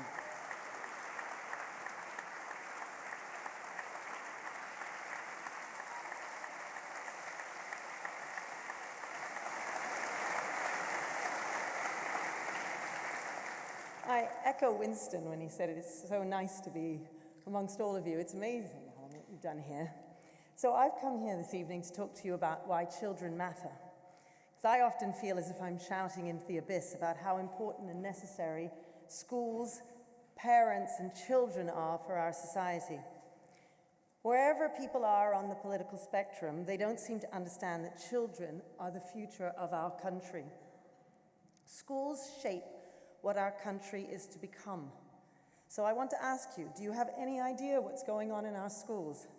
Does anyone pay attention to what the Education Secretary of today and yesterday is saying and has said about what schools should and shouldn't do? We live in an age of such consumerism that we only understand schools to be engines of social mobility. If the school delivers excellent GCSE and A-level grades, then it's a good school, and that's all that matters. We believe that the point of a good state school is to enable social mobility for as many children as possible. And that's true to some extent, of course. At our school, Michaela, we're thrilled to have achieved the top progress nationally at GCSE for the last 2 years. We had to fight hard just to open our school in 2014. It took 3.5 years of fighting protesters outside our information events, placards calling me names, abuse in my face, hecklers preventing parents from hearing what we were saying. I used to joke that anyone would have thought that we were trying to build nuclear bombs, given the vitriol we inspired and the numerous attempts to shut us down. They still try, by the way, to get me fired, to shut Michaela down. I'm regularly attacked on X for daring to voice what most people think, or sometimes I'm just minding my own business, and even shadow government ministers who I've never interacted with try to whip up mobs against me, resulting in letters to the Teacher Standards Agency demanding my resignation or my dismissal. The reality is that I just run a school in the inner city that offers something different to families, something traditional, where the teacher is always teaching and leading from the front, where the adults don't try to be friends with the kids, but instead are in charge with a sense of authority, insisting on high standards of behavior.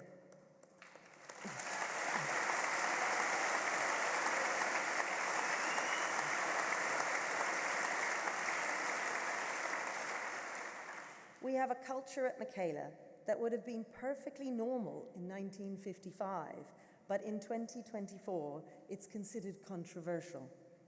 I will never understand how the people who shout the loudest about wanting to improve the lives of disadvantaged children are the very same people who campaign most vociferously against our school. Anyone would think that these people are not actually interested in changing things for the better for these children. All they care about is looking and feeling as if they're doing something good. And then the currency to increase their social standing in their world is to signal how virtuous they are by criticizing and hating a school that does an extraordinary job both in enabling social mobility for children from diverse backgrounds, but also ensuring a culture where these kids can all get along with each other together. I love the title of tonight and this organization, Together, because schools aren't just meant to help kids fulfill their individual potential. Schools are meant to encourage children to get along with each other and build a team, a school, and indeed a country together. At Michaela, we don't just care about the GCSE and A-level results our kids get. Sure, we want them to fulfill their individual potential, but we also want Britain as a country to succeed. And whether you like it or not, Britain is a multicultural country. Those of you on the right who would rather we return to 1955, where ethnic minorities are few and far between, need to accept the reality of 2024. And those of you on the left need to genuinely ask yourselves whether just throwing everyone into a melting pot, having divisive policies in our schools that are not about encouraging everyone to get along together, is this working? When those on the right say that multiculturalism is failing, do they not have a point? The problem we have is that these are the only two camps available. Either you believe multiculturalism is failing and could never succeed, or you believe that multiculturalism is a wonderful success, and how dare anyone suggest otherwise, and if they do, they're just a racist. No one looks to the power of our schools to ensure that multiculturalism might work. No one considers that perhaps dividing children into groups of black against white, or Muslim against non-Muslim, or LGBT against straight, to name a few of the groups, is a bad idea. Do you know that there is actually an award in the independent sector for the school that is the most anti-racist? Do we realize that this means that the people who are most likely to be running the country are immersed in a culture of anti-racism in their formative years? Children matter, schools matter, and schools are not just engines of social mobility for the individual. They are engines of socialization of either division or cohesion for the country. At Michaela, we have a culture and a community that is non-divisive, where we are all British together, where we all sing God Save the King, whatever we might think individually about the King.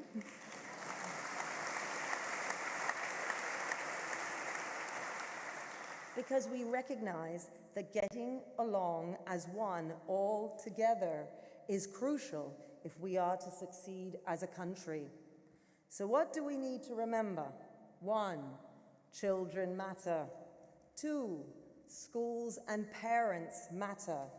3, schools have impact on more than just social mobility for the individual. 4, schools hold the future of our country within their walls. And 5, change our schools and we'll change the country. Thank you.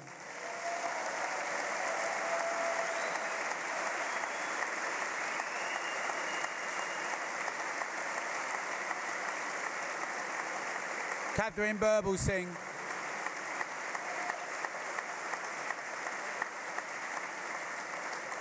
We do need to take some of these things seriously. I mean, well, many of these things very seriously, what's happening in our institutions, but also, for instance, what happened to Salman Rushdie.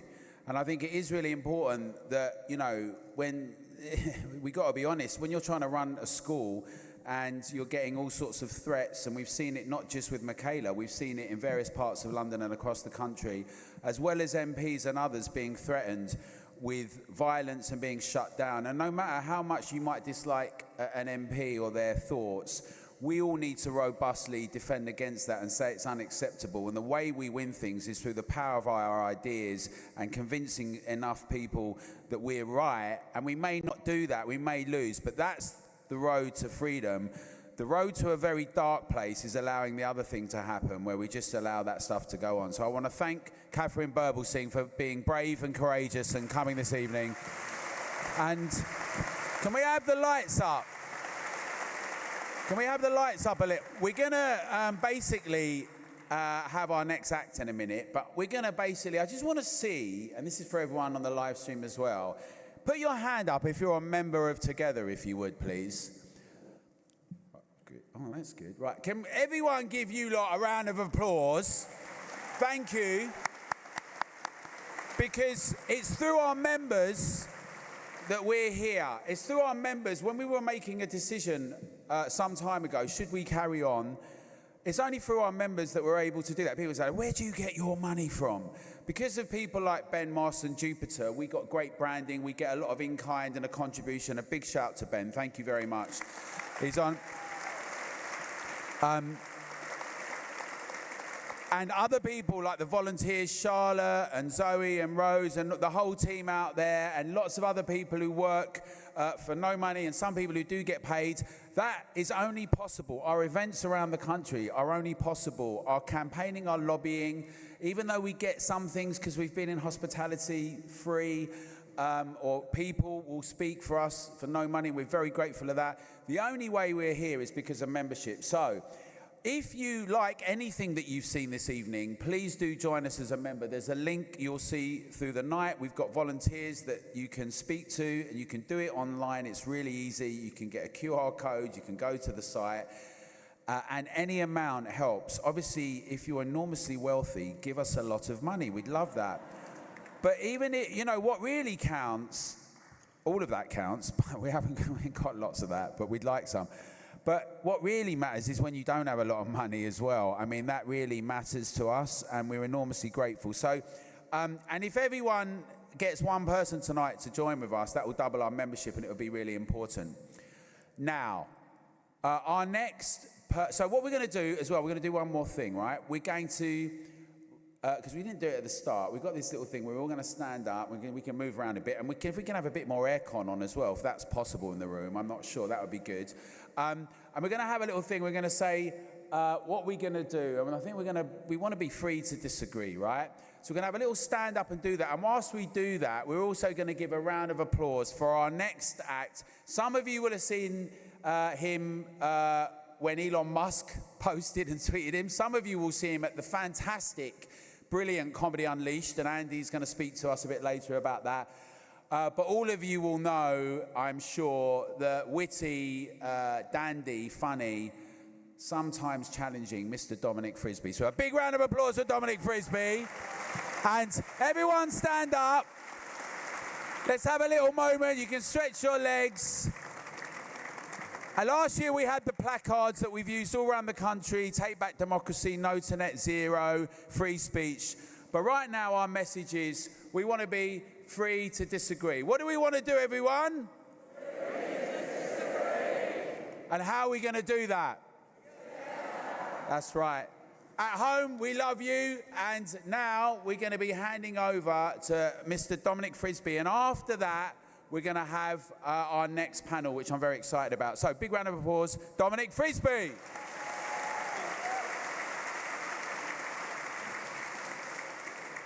You can sit down now. Well, thanks very much, ladies and gents. Good evening. My name's Dominic Frisby, and what an honour it is to be performing at the #1 event for alienated political freedom fighters in a church in the whole of Westminster this Friday evening. So yeah, great stuff.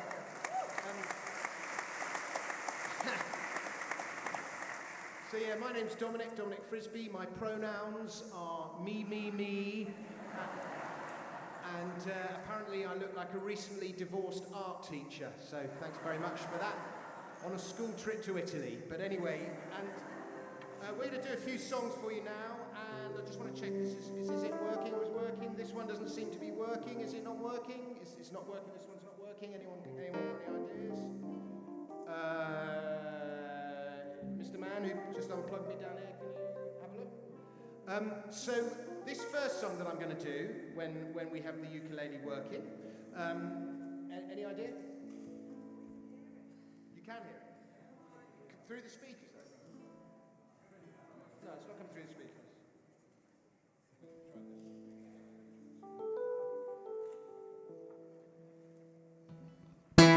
this. turn it down a little bit.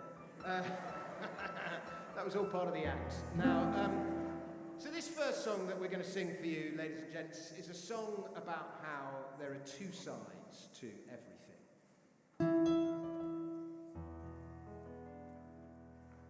The Tories were so useless. Thank the Lord that they have gone.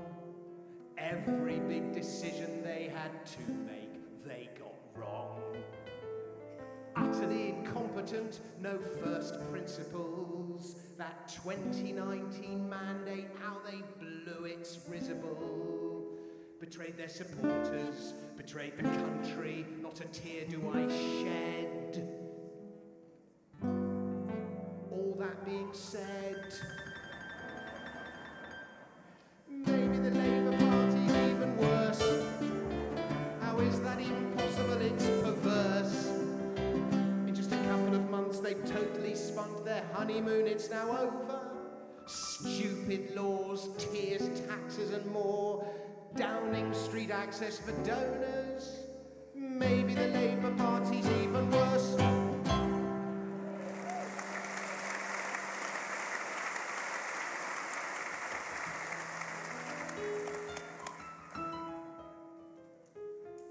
They said he's a misogynist, a liar and a cheat, an alt-right sexual predator, uncontrolled and indiscreet. Of colluding with the enemy and treason he's accused, of sexual misconduct, of distributing fake news, a narcissistic, bullying national threat. Yet maybe Donald Trump is not all bad. I know the very thought will make you mad. Employment went up, taxes came down. He talked to North Korea, doesn't like Sadiq Khan, didn't bomb Iran. Is there really all that to fear? Maybe Donald Trump is not all bad.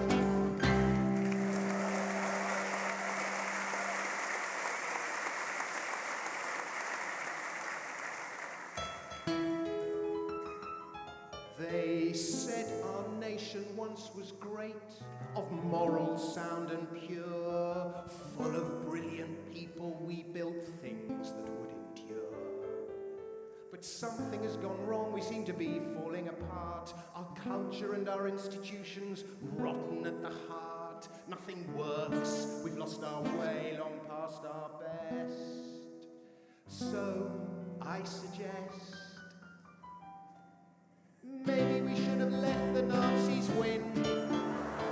They wouldn't have stood for the state that we're now in. The roads would be fine, the trains on time, we'd all have a second language.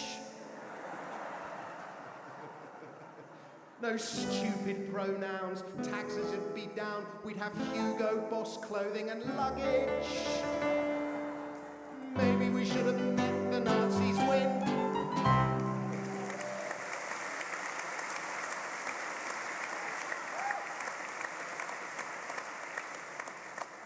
Just for clarity, that was a joke. I do not literally think that. It was an exaggeration for the purposes of comedy, anyway. Now, this next song, ladies and gentlemen, is called Hate Speech.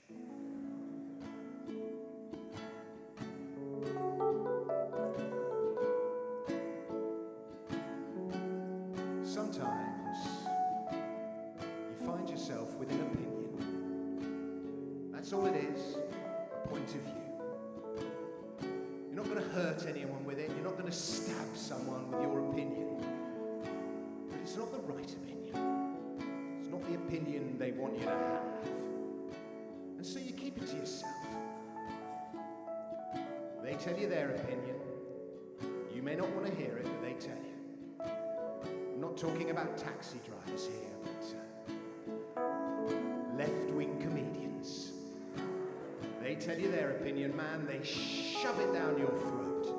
And you say, I'm not sure about that. Could be another side to that. And they look at you, say. You're a far-right racist homophobe, you're a fascist, you're a sexist, you're a xenophobe, you gammon, you ideologue, you chauvinist, you Tory scum, you're a capitalist, you're a bigot, you're a winner, you're a swivel-eyed loon, and you'll get your frickin' justice, you extremist buffoon. You're spreading hate, you're spreading hate, you're spreading hate!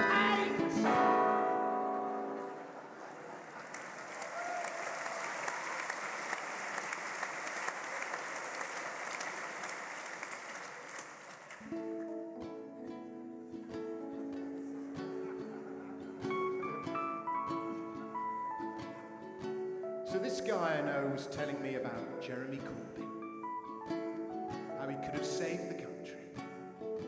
And I said, I'm not sure about that guy. He said, no, socialism is the best way to help people. I said, I'm not sure about that either. He said, no. I said, I'm not even sure a lot of people want helping out. A lot of them just want to be left alone. He said, no, these people need helping out, even if they don't know it. Socialism is the way.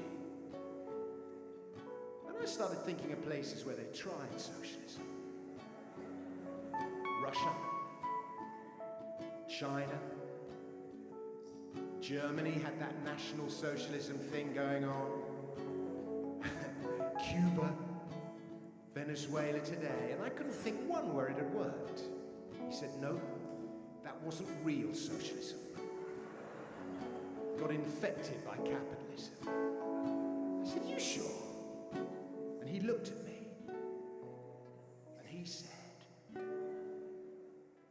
you're a far-right racist, homophobe, you're a fascist, you're a sexist, you're a xenophobe, patriarch, transphobic, bagphobic, Islamophobic. I'm offended by your views, you should do a lot of time. Having wrong opinions is a hate crime. You're spreading hate, you're spreading hate, you're literally Hitler!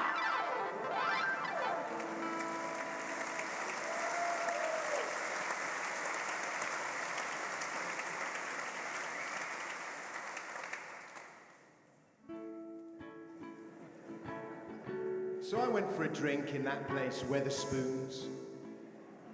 And there was a woman outside with a loud hailer saying, since the owner came out in favour of Brexit, you go into Wetherspoons, you are funding hate.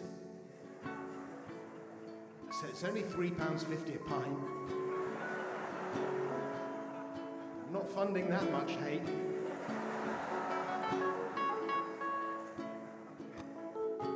I said, I'm part Italian and I've seen the youth unemployment down there and I don't support that. And if you ask me, big government, big corporations, big tech, it's all part of the same problem. Decisions are better made locally. She looked at me. She said, fair enough.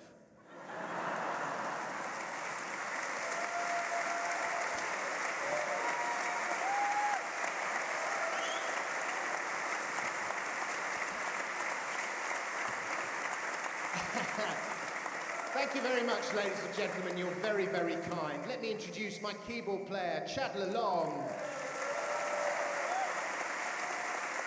There you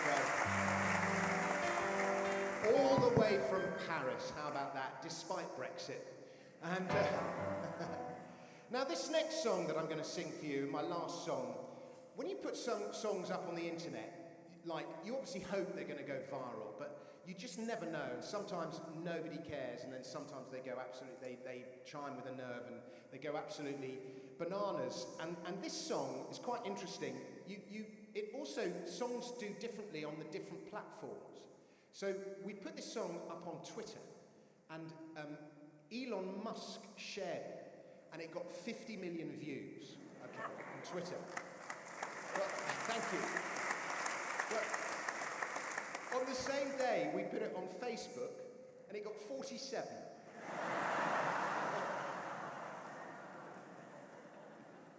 But it's called We're All Far Right Now. Polite and smart and punctual. It once was good to be. You answered for your actions, and a woman was a she. You'd stand up for your people, if needs be, even fight. But now, if you uphold such values, then you are far right. Oh, we're all far right now, we're all far right now. Peterson wrote and Shapir wrote, E-I-E-I-E-I-O. We worship Mussolini, his portraits in the loft. Must say Twitter, hi or Hitler, we're all far right now. Oh, you say you're in the middle, a moderate individual, a Gladstonian liberal. You once laughed at Donald Trump, you're probably a fascist too.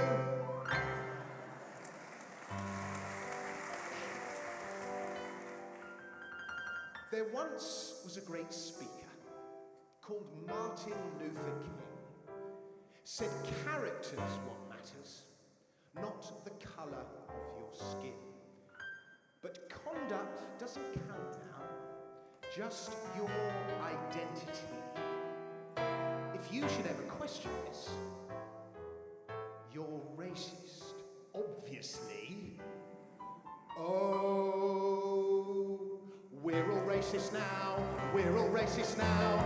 Off to the gallows we must go, E-I-E-I-E-I-O. Worse than Winston Churchill, worse than Enoch Powell, Ku Klux Klan and Jimmy Fallon, we're all racist now. Oh, the countryside is racist, dogs and cats are racist, eating meat is racist, Black Lives Matter's even racist. Do you know what's also racist? You.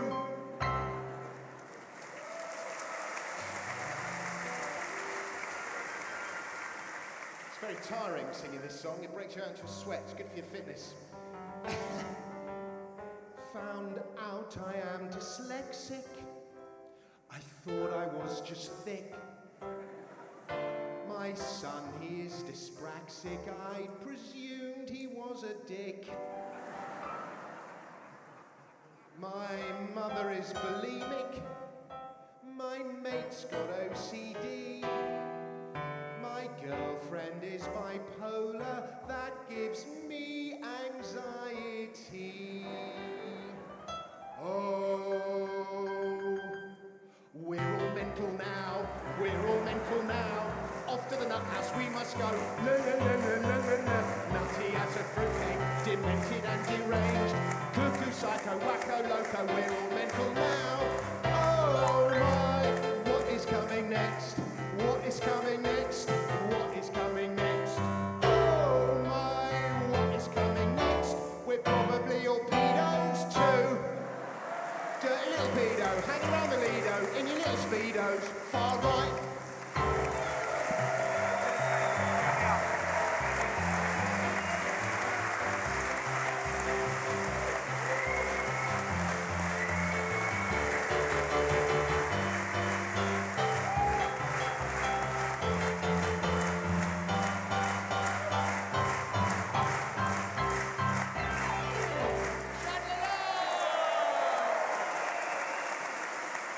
Bravo, bravo, bravo. Thank you so much. Dominic Frisby, everyone.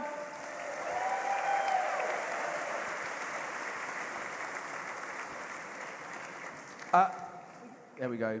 So this next part of the evening is going to be an opportunity to discuss, get into the core of the question of freedom, free speech and bravery, and some of the thorny issues that have come up in the last few months, and that question of division, the question of can we engage with one another around ideas that matter, and what does this mean for us right now?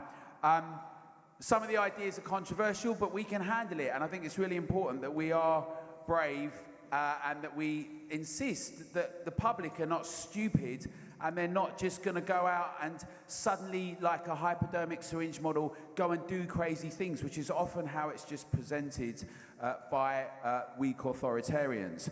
So, what's going to happen is I'm going to invite Baroness Claire Fox to come and speak about free speech. She's been a fearless champion and advocate not just in the House of Lords, but for her whole political career.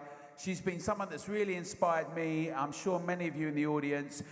Claire Fox will tell you when she thinks you're wrong. Sometimes it's not very pleasant to hear it. She's also the she's a director of the Academy of Ideas, and has spawned lots of initiatives like Debating Matters, salons. There's a brilliant stall outside. You can speak to some of the young people there about the upcoming Battle of Ideas, which is we'll be there together, and it's got hundreds of speakers, thousands of attendees over a weekend. It's a really inspiring place where ideas really do matter, and often I find myself thinking, oh, I'm not quite sure about that, I disagree with that, or I like that. That's a kind of really great environment to be in. We don't have enough of that. And so let's give a really big round of applause together for someone who's brave enough to be seen with us in public and was at our first ever event.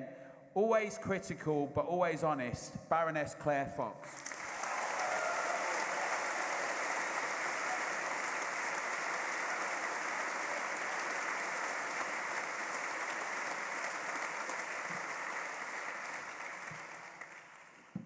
It's genuinely a privilege to be here.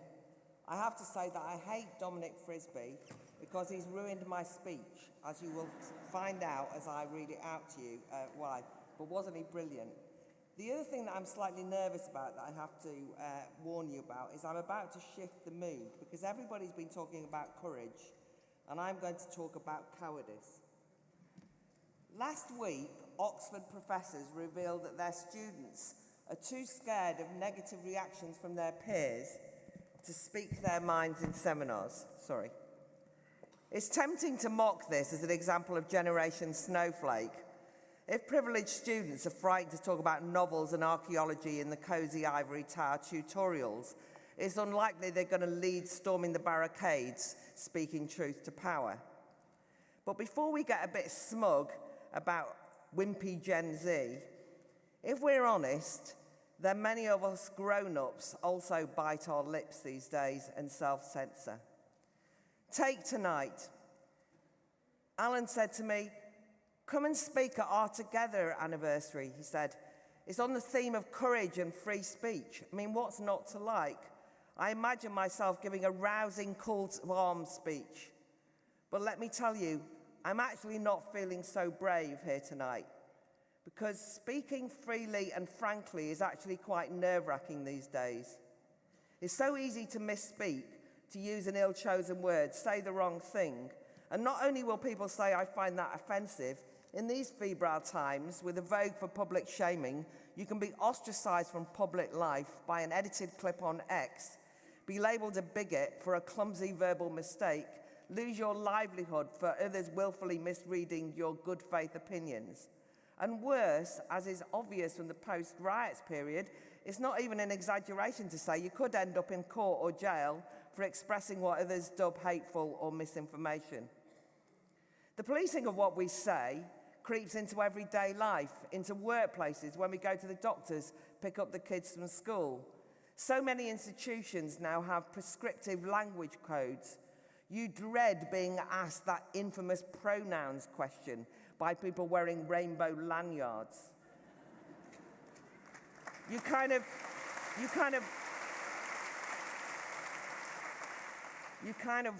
sort of half mutter, she, her. What you should say is, I'm obviously an adult human female, you numpty.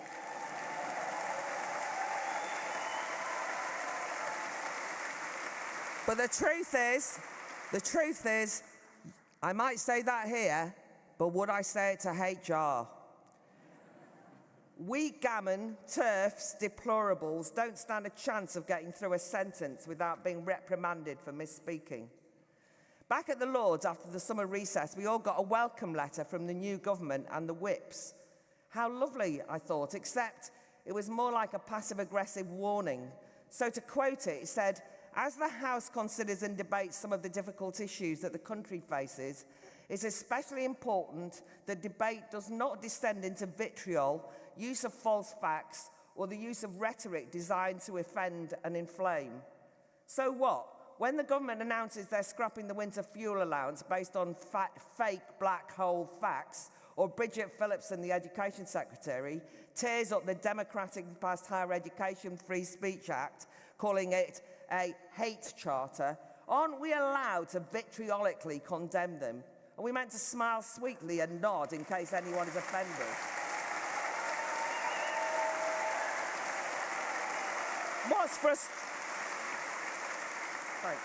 What's frustrating about this sanitising and policing of our speech is that language and words, the very weapons that we need in the battle of ideas, are turned against us and used to shoot the messenger.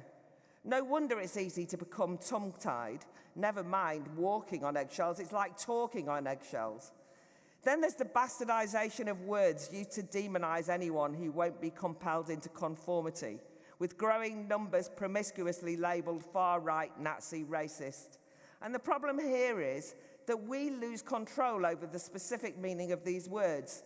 They become cheapened and trivialised, and the words lose their power to shock and describe. Recently, we heard that libraries across Labour-run Wales, that, by the way, are facing swinging cuts and possible closure, are sending staff on expensive critical whiteness studies courses, and there's an elaborate, detailed, colour-coded manual of racist buildings that librarians should avoid meeting in. It's beyond satire. The problem is that there are real racists and white ethno-nationalists and a small and nasty current of far-right groups, all who malignly disparage people based on their skin colour and ethnicity. And I want to be able to call them out and say that is racist, etc. But if the word is inappropriately used to stigmatise everyone from people condemning grooming gangs to Welsh librarians, then I'm denied the ability to name and shame.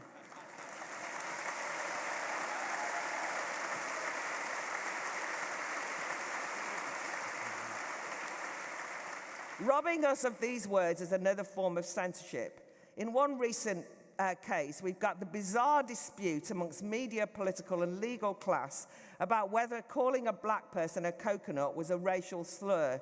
And just in case you're interested, of course it was a racist slur.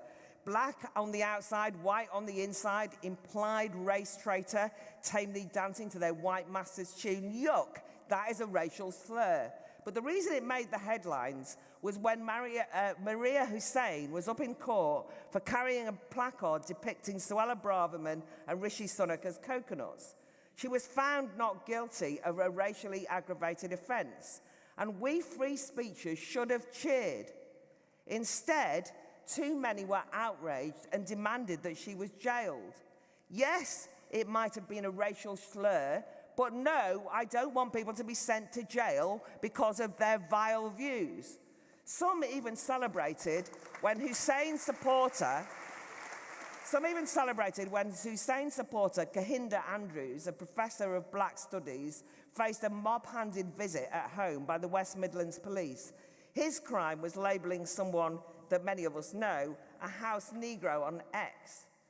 Obviously, that's vile, yuck, but when I objected to him being visited by the police, lots of people I know turned on me, and they said, it's time to stand up for ourselves, to stop cowering, to show courage and be brave. And that's why I raise it. Because yes, I get the frustration of two-tier justice and how galling it is to hear Hussein and Andrew's supporters, usually so keen on using cancel culture, suddenly claiming the protection of free speech for their own obnoxious abuse.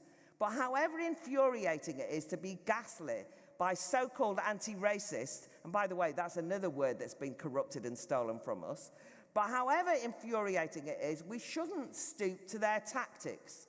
We rightly condemn identitarian social justice warriors or the police, often interchangeable, for scouring social media looking for transgressors to round up and prosecute. But it isn't brave to do the same thing and demand our opponents are arrested or sacked for speech crimes. Don't let us turn into snitches.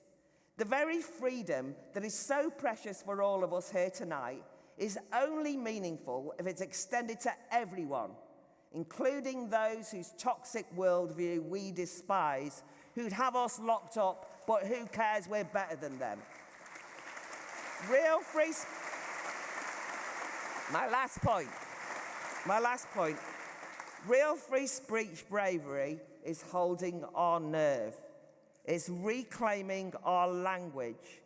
It's exposing double standards. It's booking Dominic Frisby so that he can laugh at them.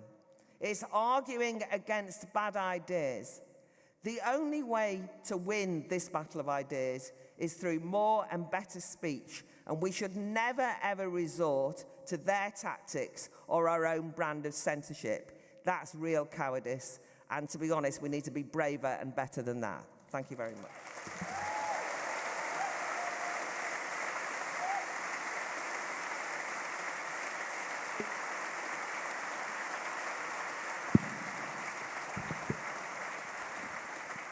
Right. Thank you very much, Claire. That provided lots of scope for thought and reflection. I know people will be familiar with our speakers, but just to say a couple of quick things about both Kunali and Ben. Firstly, Ben Habib, many will be familiar, is a businessman. He's a former MEP. He was a deputy leader of Reform and is a commentator and spokesperson and is very respected on a number of different issues and sometimes controversial and very robust. And Kunali Olulede, I've known for a long time, who's got a really interesting background. We've all come from really different places, and from trade union working in Camden to being an MBE. He's also the leader of Voices,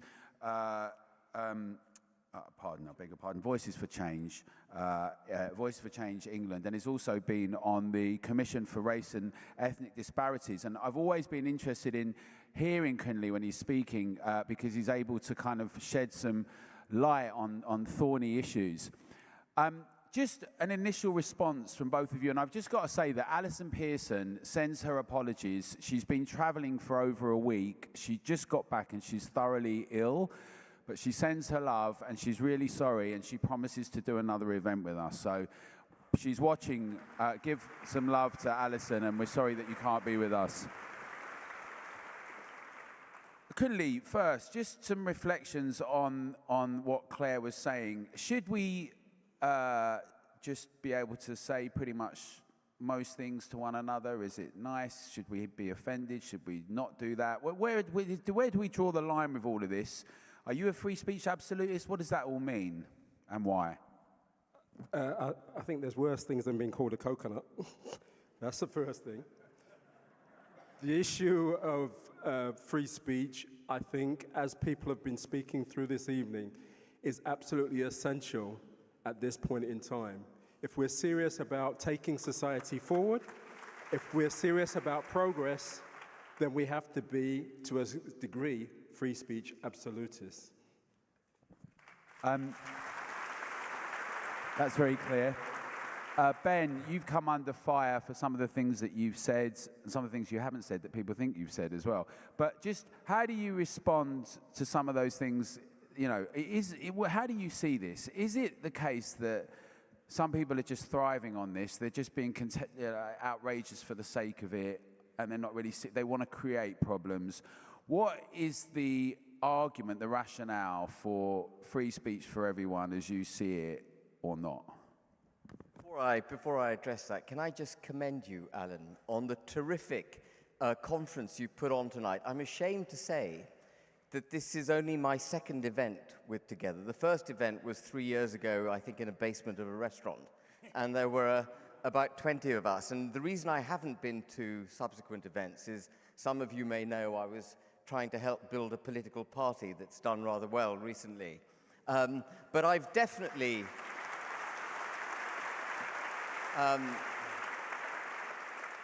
that was a backslap on my own back there, by the way.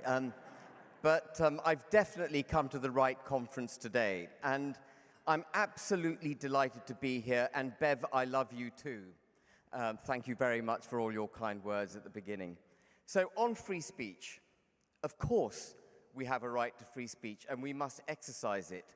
In the pursuit, I may be jumping ahead and stealing my own thunder, but in the pursuit of liberalism, in the pursuit of championing individuals' rights, we have come to a juncture in this country where we can't deny an individual even ludicrous claims, such as women having penises, for example, or that, and as innocent as it might first seem, that Black Lives Matter, because that somehow, you know, the pursuit and the promotion of protected characteristics has, and, you know, which has come through this form of liberalism, has required us to shut down free speech because you can't challenge the ridiculous pursuit of liberalism. The individual has gone too far. The individual has been promoted too far.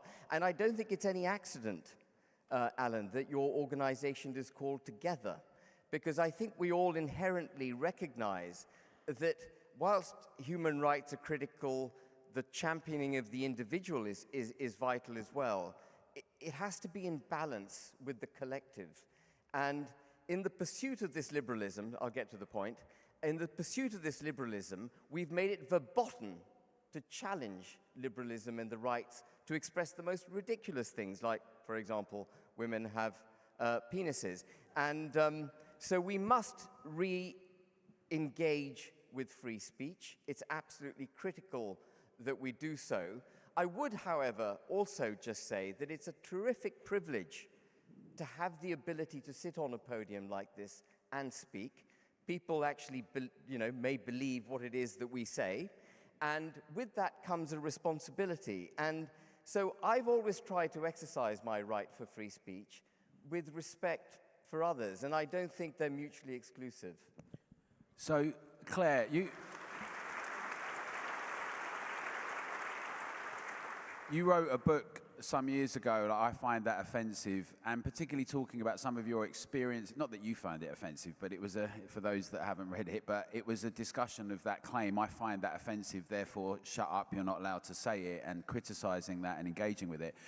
And particularly you gave some examples about when you talk at universities and with young people, and we've seen some of the things that happen in the academy and cancelling, and that spreading to not just companies but across society. Not being overly dramatic, because obviously you put the sound there for some nervousness there. Where do you see things in terms of younger people? I mean, are we just a bunch of old farts having this conversation, right? And young people are like, no, you just cannot have free speech. It's too utterly disgusting, and it's not.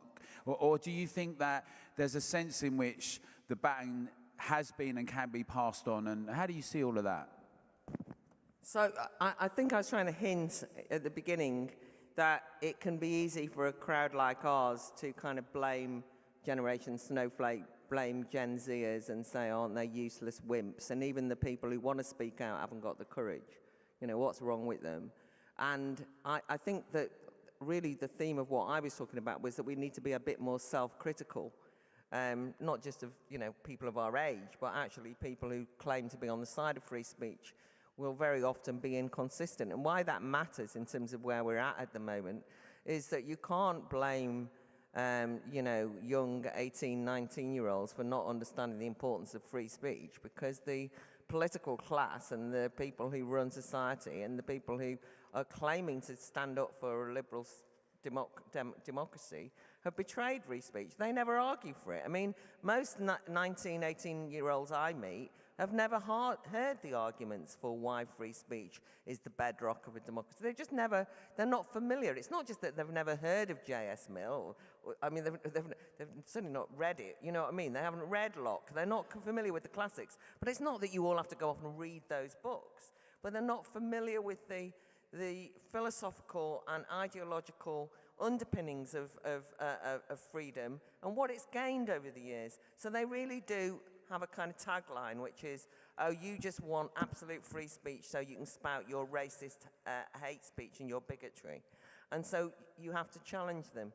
I'm suggesting that we don't do that very well or often enough, and we don't do it consistently. I'll come back because I've spoken too much. So, Kinley, you've worked as a representative of trade unions. You said what used to be called the left. What happened to the left with free speech, and how much do you see in these discussions, particularly around identity, that not being able to have these discussions and thrash them out as a problem, as ossifying problems? First of all, just picking up on Claire's point, about 5 years ago, I attended an event at the Free Word Centre in Islington, which is the centre put together by Jewish refugees to protect freedom of expression and the free word in terms of the written word. And I attended a poetry event run by young people, predominantly engaged with by young people who were absolutely opposed to the notion of free speech. As far as they were concerned, it was the property of the far right, and they did not see any value in it at all. So your point about not understanding it, the truth of the matter is there are many people, unfortunately, from our generation who, when free speech has been tested, were not able to stand up and show the kind of bravery and integrity to defend it. And as a consequence now, there is no understanding of free speech. Even our political class has a tendency to say, yeah, we're for free speech, but for those people I agree with, not those people whose views might be contrary to my own. So that's the first thing. In terms of the labor movement, I'm afraid it hasn't shown, again, the depth of integrity in this place. We remember through our colleges the whole issue of no platforming people in discussions around, for example, fascism and far-right groups. And we always made the point, even 20 years ago, what this could potentially lead to in terms of its consequences. Back in the 1930s, we know the Public Order Act was campaigned for by left-wingers to drive fascist demonstrations out of working class communities in the East End of London. The 1936 Public Order Act, when it was passed, was not then used to simply deal with those fascist groups. In fact, the very people opposed to fascists found that their demonstrations, their right to assembly, was also attacked. And so I'm afraid there's a lot of education that needs to be developed, not just in relation to our students, but we need to almost have a reaction to the situation we're in now through an educational program that goes back and gives people a thorough understanding of why the principle is important to defend.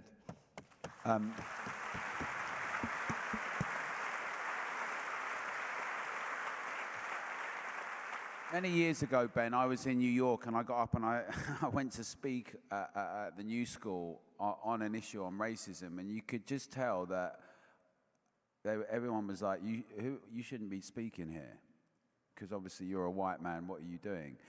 And I think that we've adopted some of the outlook of America, unfortunately, in terms of that stuff.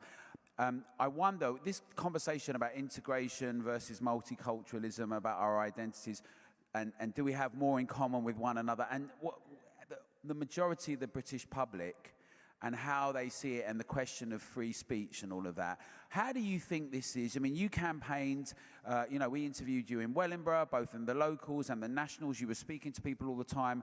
How did you think this, when you're talking to constituents and the public and more broadly, how do you think they see this question? And is there anger? Is there fear? Where do you see it? So just going back to the theme about liberalism, in the pursuit of liberalism, in the pursuit of everyone's right to be heard, to practice their own culture, to have their own religious beliefs, their own sexual preferences, their own identity, whether they're LGBTQ plus whatever. We have sought to give that, we've sought to protect these people, these minority interests, these minority beliefs, so that they can flourish. And in the pursuit of that protection, we've come up, actually, with regulations. It's not woke. Woke is not a social fad. Woke is actually is a social manifestation of government regulation and legislation.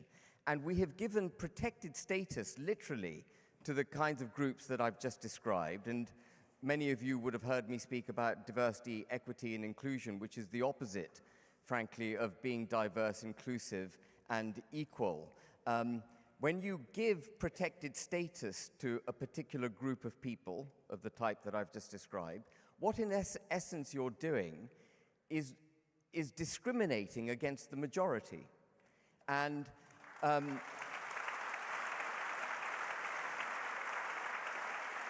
so they couch it in very positive language. They say it's positive discrimination.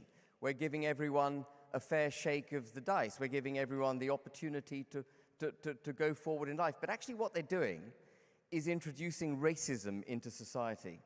And when I grew up, Zuby and I had a good chat about this on GB News. I don't know if, Bev, you were presenting at the time. I think you were presenting, actually. And what we've created is a demand for racism in society. When I was growing up, it was frankly absent. I'm half Pakistani. My mother, who is sitting in the audience, was born in Isleworth, blonde. She was blonde, she's now grey. Blue eyes. And I was brought up and I was drilled with the belief that everyone is equal. It didn't matter what damn color you were, what religion you were, what sexual preferences you had. Everyone is equal. And we don't have that anymore. Some people are more equal than others. If you're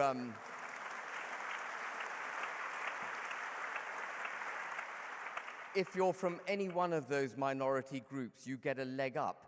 This daft government, I don't know if you picked it up in the King's speech, but this daft government is going to legislate for equal pay for ethnicities and for employers to keep a record of the different ethnicities they employ to demonstrate regulatorily that everyone is being paid equally. Now, the last time we kept a record, or people kept records, of the different ethnicities in their employment was a couple of 100 years ago, and it was effectively during the slave trade, and we're heading in an absolutely insane direction. And I just want to say one more thing before I hand over. Katharine talked about multiculturalism. On the right, people arguing multiculturalism doesn't work. On the left, they celebrate it. Multiculturalism, practiced in the way that we're practicing it, is encouraging cultural silos. It's encouraging people to disengage from being British. It is discouraging people from believing in the United Kingdom because they're told they can have views that frankly are antipathetic to our culture, to our customs, and to our beliefs.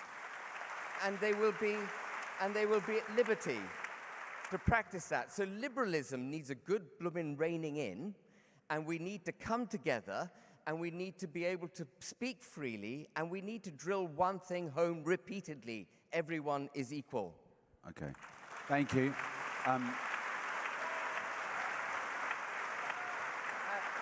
In a minute, we're going to have the mics down the front because we've got some people who want to speak and say some things and put some questions to the panelists, both from members and some of the campaigners and activists that are here.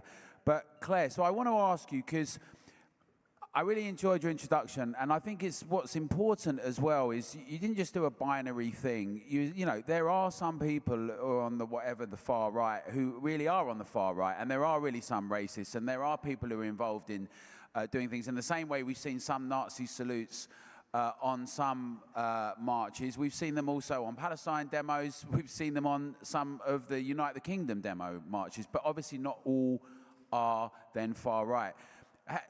These questions that are so thorny, like a discussion of integration, the question of radical Islamicism versus 4 million Muslims in Britain, how do you see us having these conversations in a spirit of having more in common with one another, but being able to criticize things that are a challenge to our way of life, let's say? Yeah, well, I mean, first of all, you know, it's really unusual, and to your credit, that you've encourage this conversation tonight, because actually these conversations are not happening enough, and all ideas are not equal. I mean, I'm so tempted. I really want to kind of get stuck in and attack what Ben said and disagree with him. No, we haven't got time to indulge me. But luckily, everybody, you can come to the Battle of Ideas Festival on the 19th and 20th of October, because we are actually, seriously, we've got panels on the rise of ethnic conflict, on the problems of multiculturalism.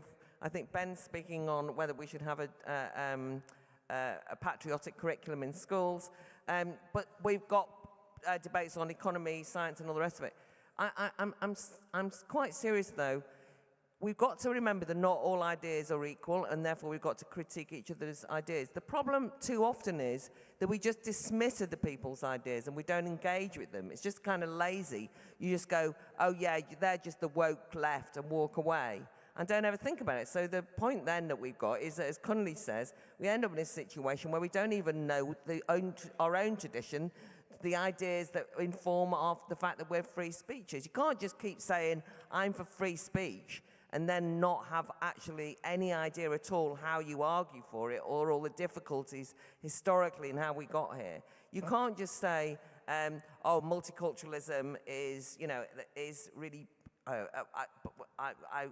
despise multiculturalism. You can't just say that phrase. You've got to then work out, well, when did it come about that people moved from a situation where anti-racism really was that people united, black and white unite and fight, and turned into a policy in which people were encouraged by councils on the left and the right to actually identify with their ethnicity and their cultural background, and were actually even given advantage to do so.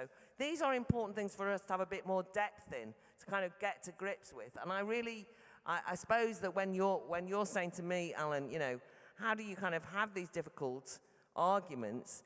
It's not with ease. We've got a panel debate at the Battle of Ideas called Islam versus Islamism versus Islamophobia. And I can tell you now, I'm nearly having nightmares dreading what's going to happen with that panel. And quite a lot of people have refused to speak on it. And they've told me that they'd like to, but they can't. And I think that that's why I was trying to say, we can all say we're courageous and brave, but actually very often we avoid the hard arguments, prefer to stay in our own echo chambers, and then just point the finger at the other side and say, oh, they're just all woke and useless and all the rest of it. That's not good enough if we're actually going to change society for the better, in my opinion. Right. Now, we're not going to have enough time to thrash all these discussions out, and we are going to carry on afterwards, and we're going to carry on speaking, and then some of us will go to the pub, and we're going to carry on. But what we're going to have now is we're going to have a few questions and points from some of the campaigners and people around us on key issues around freedom and rights and privacy and autonomy. So if they can come to where Zoe is with the mic, and Adam Brooks, who many of us know and love, is here as well. He's going to come over and ask the 3 questions that some of our members have put forward. You're not going to be able to answer all of them. I mean, pick one thing that you think is really important. We're going to do this quite fast, so we're going to take one round, the first 3 from Adam. But Adam, stand up, because we want to get you on film, please. You got a lovely boat race. Thank you, Alan. We want to get you on film, and then and then we'll come to the panel and we'll come out for the other ones.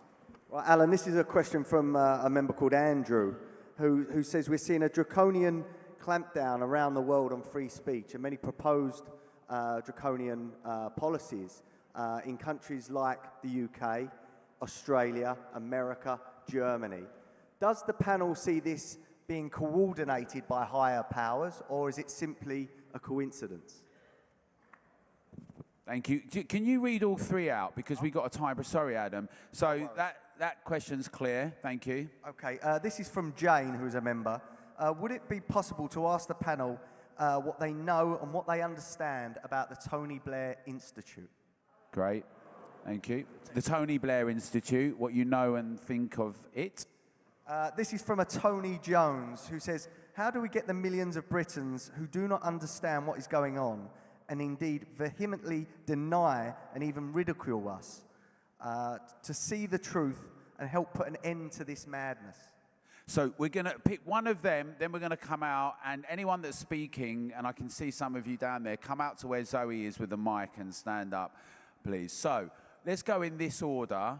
Pick one of them, Ben, and respond if you would, please. Yeah, so I'd like to take 2 of them, I think, Adam. I can take 2 of them together. The first one was about whether there's a kind of conspiracy theory against free speech in the West, and Tony Blair's institute. Well, they kind of go hand in hand, don't they?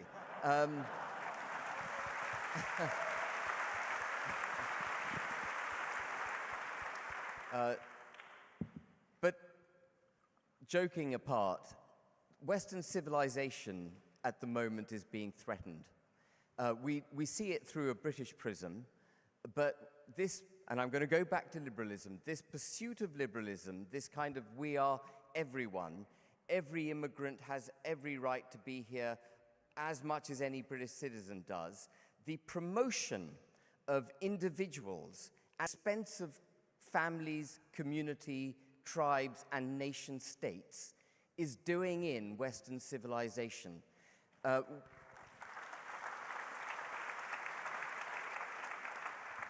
The reason they cast those of us who wish to cut immigration back as being far right is because they wish to push back at those of us who believe in the nation state. I'm a Brexiteer. I believe in a proud, independent, sovereign United Kingdom with borders. You can't have a United Kingdom.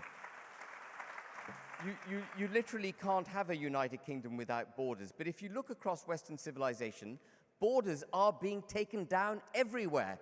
Europe has willfully taken its borders down. You can't think of a more stupid thing to do. Germany has woken up to it. Germany is now beginning to put its borders back in place. So there is a move against nation states, which is undermining Western civilization. And Tony Blair is definitely part of that madness. Whether or not Klaus Schwab is pulling everyone's strings or not remains to be determined. But, I'll quickly wind up. When you put big money together with big power, as they do in Davos at the World Economic Forum, and no minutes are taken at those meetings, you do not know what they've discussed, we, the people, need to be bloody suspicious.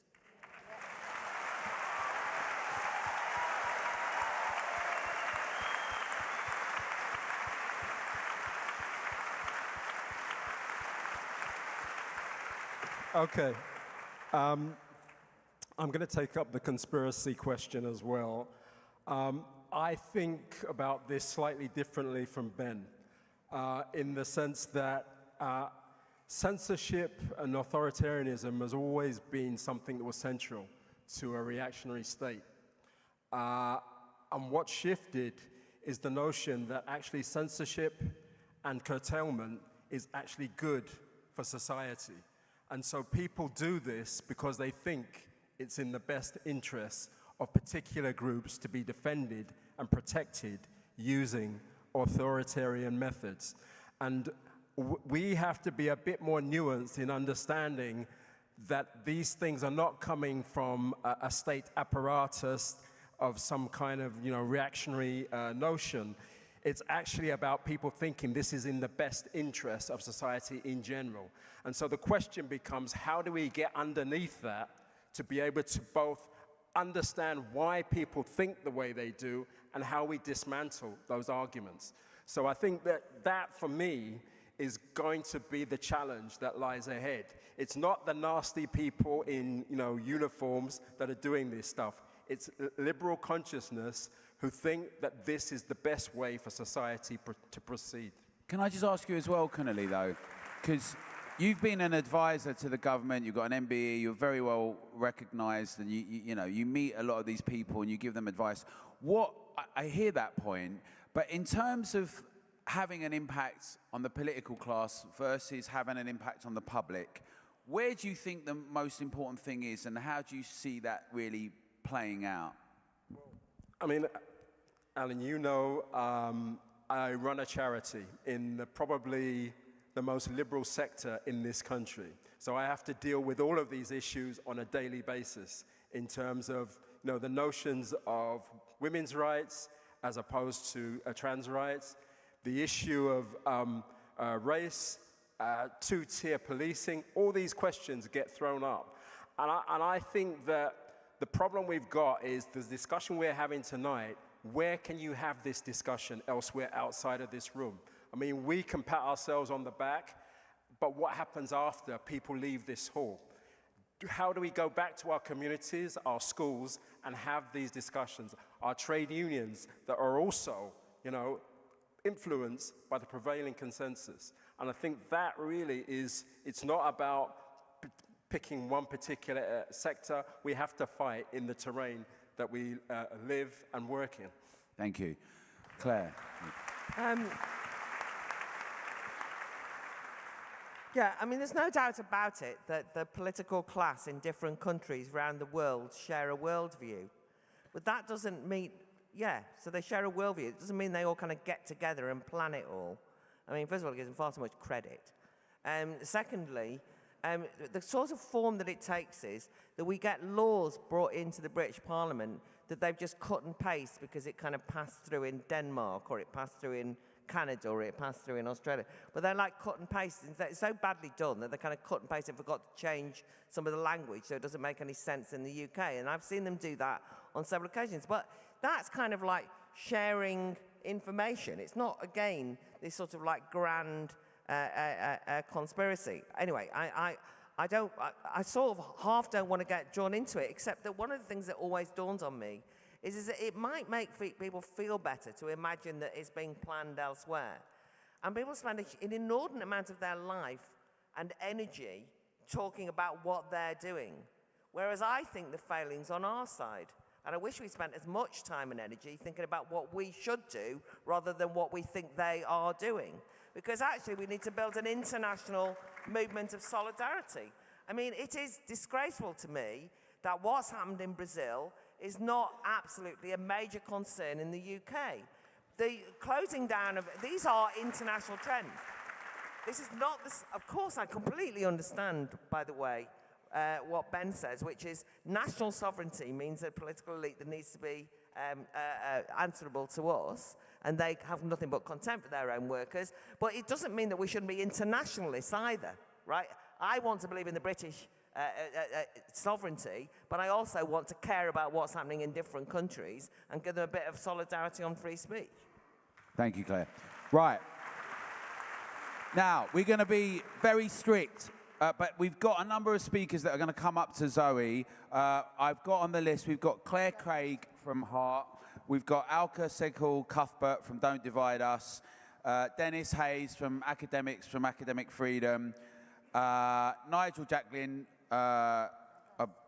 he's also on the steering group together, but done lots of sterling work on getting people to stand independently. And Monty Montgomery, who we'll finish up with, who are going to tell us a bit, very briefly, about their campaigns, their work, but also put a question to the panel based on that we can respond to. And then we're going to take one of them up. Claire. Thank you very much, Alan, and thanks for the invite to have a few words. So I'm co-chair of the Heart Group.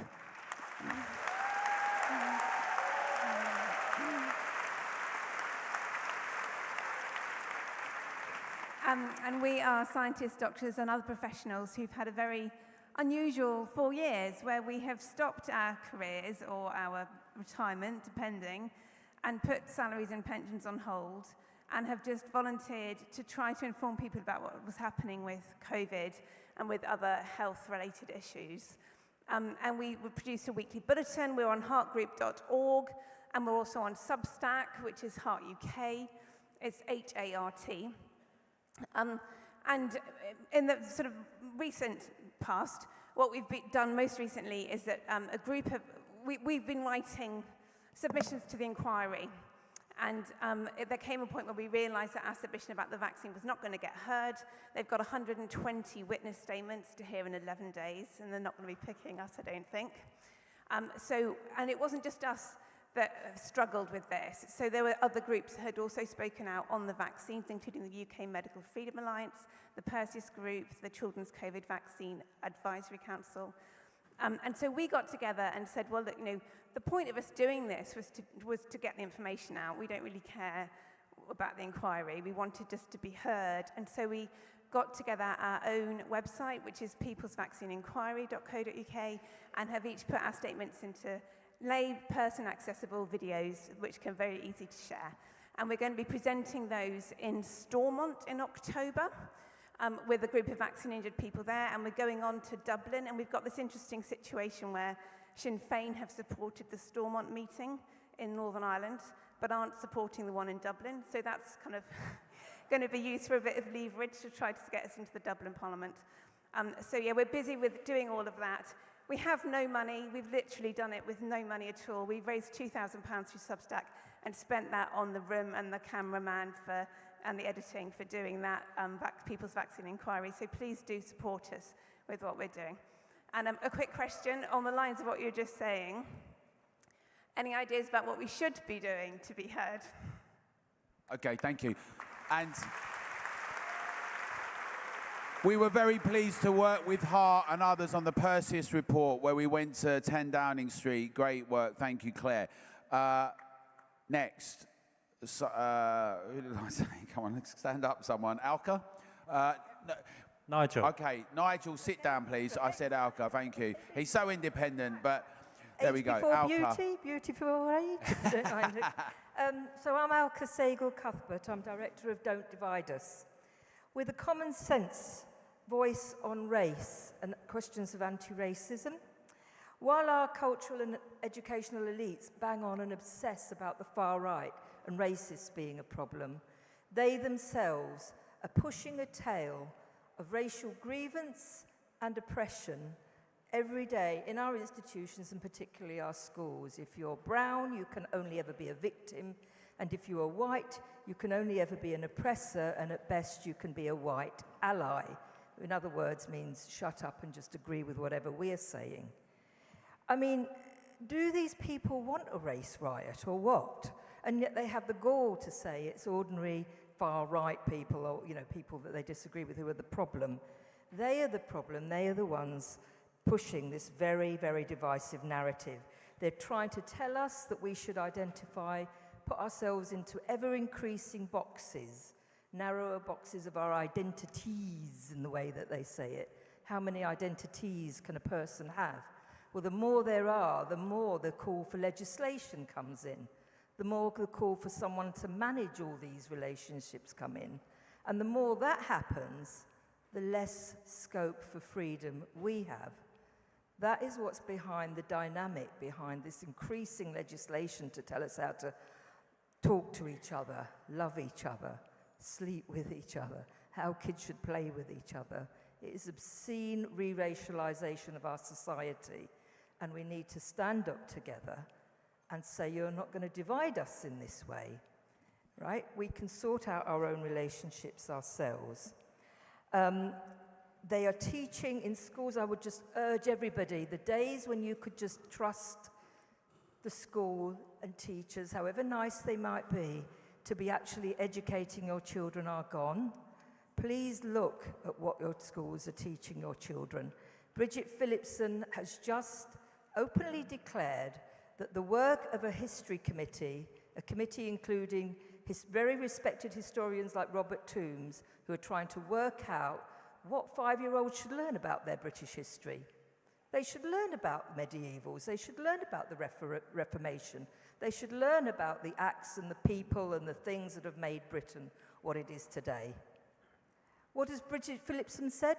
Disbanded it. No, don't worry. All that work is going to be included in a new curriculum review with a particular importance given to diversities and issues. What that means is that they're not going to get an education, right? They're already not getting one, but that's going to be officially endorsed. So please, please, please, parents, grandparents, aunts, uncles, look at what is being taught at your children's schools. Because, as I think Katharine said earlier, that's the future. My question to you is, I now think anti-racism is a bigger problem than racism for social solidarity and our freedom. Do you agree? Thank you. I was going to finish with Monty, but if you want to do Monty, we'll have Monty, then Nigel, Dennis Hayes, Andy Shaw from Comedy Unleashed, and a little thing from Stephen, and that will be us. Yes, Monty. Let's go. So my generation has been touched on tonight quite a bit, actually. But I think actually responsibility needs to be taken on board from the youth. There's so few young voices. There are so few young minds actually putting the work in to promote freedom of speech, to promote democracy, and to stand out as an individual within the education system. Now, 4 years ago, we saw lockdown. 4 years ago, we saw the destruction of the education system. And I'm here to tell young people that actually the ability to say no is more powerful than ever. When they told me to put a mask on, I did not put a mask on. When they told me to take the vaccine, I did not take the vaccine. When they told me to take a test, I did not take a test.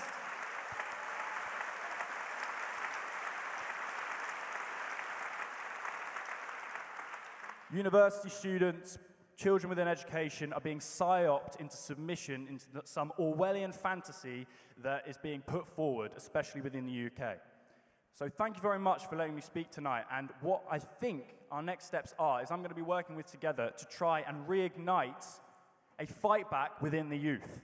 Because it's the youth that used to be feared. It's the youth who the people who want to enforce this Orwellian fantasy used to fear, but now we are used as a tool to bring forward their ideologies, and that needs to come to an end. So let's fix that. Thank you. Thank you, Monty. Nigel. Okay. Thank you. My name's Nigel Jacqueline. I'm a statistician. I'm here with my wife, Sheila. We were in the papers a week ago because we've been investigated 12 times by Sussex Police in 6 years, and once again we were found not guilty. So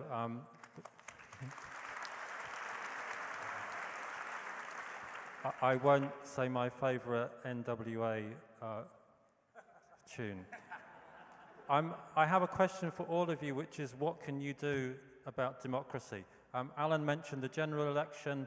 Neil mentioned that lot over there. I stood in the general election. I was one of 500 independent candidates. There was also a lady who, in the hustings, mentioned the fact that women don't have penises. I also asked the winner, a Tory MP, why he voted to overturn conventional medical wisdom in 2020 and 2021. His response to that at the end was to tell everybody to get vaccinated. That was in July. That contravenes medical ethics. I could use Neil's words about that lot over there. There are 2,000 independent councillors in the UK, roughly similar to the number of people in this room. In May, there are the county elections. If you're not up for standing yourselves, I've stood in the elections, please find someone that you can support. It may be someone from Reform, it may be an independent, but it definitely shouldn't be one of them over there, not Lib Lab Con. Quick question. You don't have to ask a question. Together with independents in the House of Lords, the independents can hold them people to account. Right. Okay, so we've got, is Dennis Hayes here? Academics for Academic Freedom. No. Okay, so we've got Stephen Jackson, Law Freedom, and then Andy Shaw, and then we're going to come back to the panel, and then we're going to have Professor Frank Furedi. So I know we're getting late, but bear with us. This is going to be some of the great stuff. Stephen, sorry, I'll keep it quickly, quick. please. Sorry, mate. Absolutely. Right, so I run an account called Law or Fiction on Twitter or X. And with the help of support, Together support, we won a case for a young chap called Tom, 24 years old, mental age of 18 months. The court had chased him. The mother had fought his vaccination by order of the courts. And just early this year, the court ran away, or the ICB ran away, and they didn't pursue it anymore. So we won that case. So well done, everyone. And thank you, Together. Not such good news. It's happening again. It's happening still. Now acting a case for a chap called Adam in his late 30s, learning disabilities. Montgomery's talked about having the ability to say no to the vaccine when he was asked. They're not allowing that to Adam. He actually, if you come near him with any medication, he'll say no, he'll wave his hands, and if he'll do worse if you try and force it to him. So what do? The court has ordered that he be sedated to be vaccinated.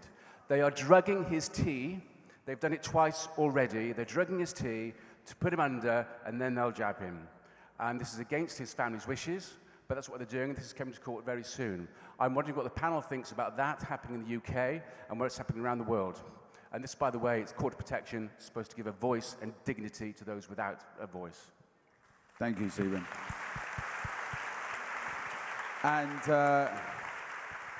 Andy Shaw, Comedy Unleashed. Yeah, so we run Comedy Unleashed. We're trying to do our bit to create a bit of a counter-cultural comedy scene in this country. And in fact, it's been a pleasure to work with Mr. Frisby. Dominic was the first ever compere of the first ever gig that we did. And we did it as a one-off, and then people just kept coming up to us and saying, can you do another of those, do another of those? And it's been going for a few years now. We do London, Leeds, Manchester. We're just about to open up in Edinburgh. We just took Graham Linehan back to Dublin for 3 gigs last week, which is hilarious. Mobbed by people who loved him. Total media silence. No radio shows, no TV shows, absolutely. And one venue tried to cancel on us. So we're trying to do what we can do to try. Just by the way, for anyone who's been to one of the Comedy Unleashed gigs or seen us on the YouTube channel, give us a cheer. Anyone who has done none of those, give us a boo. Well, the other thing about going to the club is we've got a really nice scene once a month, lots of people like yourselves, and it's bloody good fun. So it's a good social night out if you get the chance. Right, I've just got one question. This is what we're trying to do in the comedy scene, but one of the things that gives me real hope is the everyday humor, the memes, the banter of ordinary people. People haven't lost their sense of humor, it seems to me. But there's a guy just been convicted, David Wootton, not Dan Wootton, who dressed up in a Halloween costume as a jihadi with a rucksack with TNT on the back, little kefir on top, and an I Love Ariana Grande t-shirt, which some may find offensive.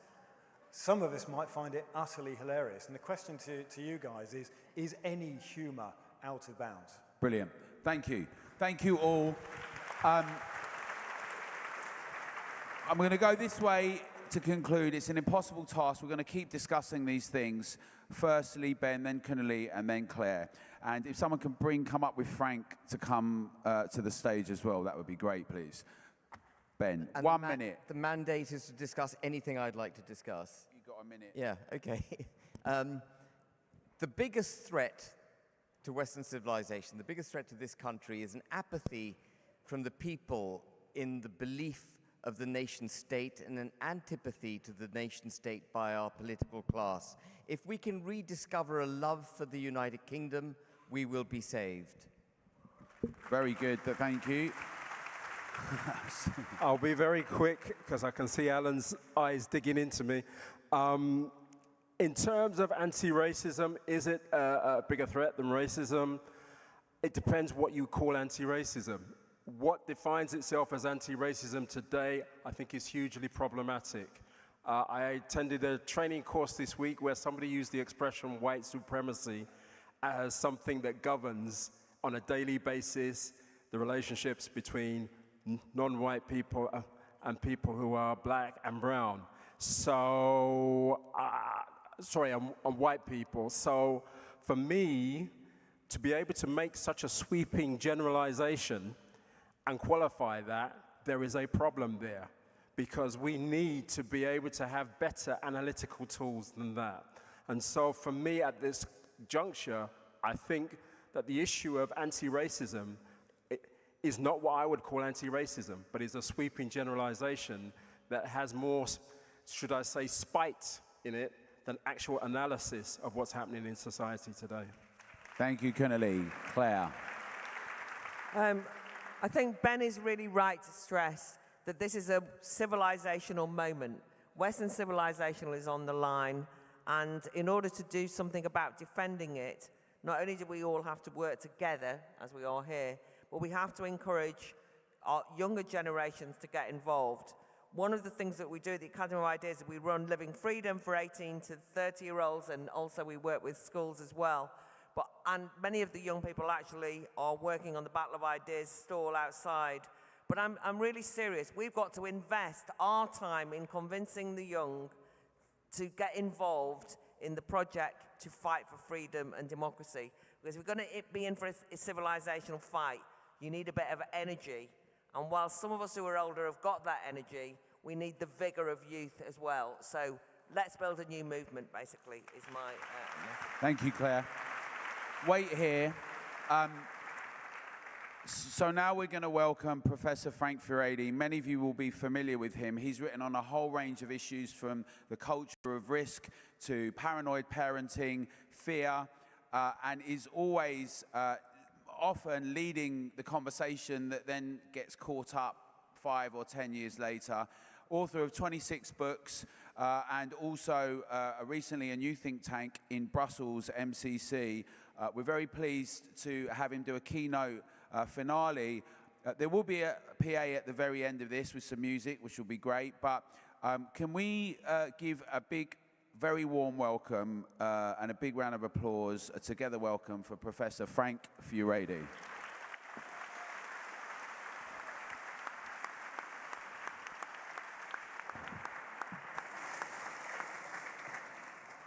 This is a really great meeting. In fact, it's so great that I changed my speech 4 times while I was listening. And I concluded that I could do no better than begin by putting in a good word for hate. You know, when I get up in the morning and I turn on Radio 4 and listen to the Today program, I almost viscerally feel a sense of hate towards the people that are telling us all those mendacious lies.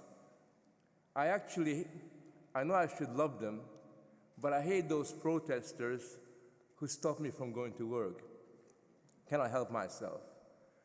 I really hate all those so-called experts who politicize health and arrogantly tell me what kind of food I can and I cannot eat, who basically tell me whether or not I can smoke a cigarette, and basically imagine that they can treat me, an adult, as if I was a 4-year-old child that needs their instruction. I also hate those people who sneer at the word populist. Every time they mention the word populist, you watch their face, that grimace, that kind of smugness that they communicate. And I have to say, I hate them as well. But most of all, the people I really hate are the ones that tell me that it is wrong to hate, right? That somehow this very natural emotion that I'm sure virtually everybody in this room must have felt at least once in their lifetime is somehow out of bound and can be criminalized. And I think the reason why I've drawn the conclusion that we need to basically put in a good word for hate, because unless we're prepared to hate all these targets that I mentioned, it's very difficult to manifest our love for each other, our love for humanity. It's very difficult to genuinely feel that kind of affection of solidarity if we are prevented from even exhibiting our emotion. You know, this panel talked about free speech, but there's something even more fundamental than that, which is our conscience. It is our freedom to live in accordance with our emotions. These emotions are one of the most foundational elements of our humanity. And if we deny them and play the role that's assigned to us, we end up behaving like children. I also think that it's time that we reappropriate another word and not feel any shame in using it. And that's the word populist. A couple of days ago, I was at a conference, and the conference consisted mainly of fairly good people who are, on balance, sympathetic to many of the things that have been said here. But one thing that I noticed, because as they were talking about populism, they were very embarrassed. They kind of felt that they had to make it very, very clear that, all right, these populists exist, but we're not like them. We're gentlemen, we're ladies. We're not like these other people who are, in a sense, should not be taken seriously. And I felt at that point that maybe it is also important to put in a good word for populism, And I've decided to use tonight to come out and identify as a populist. So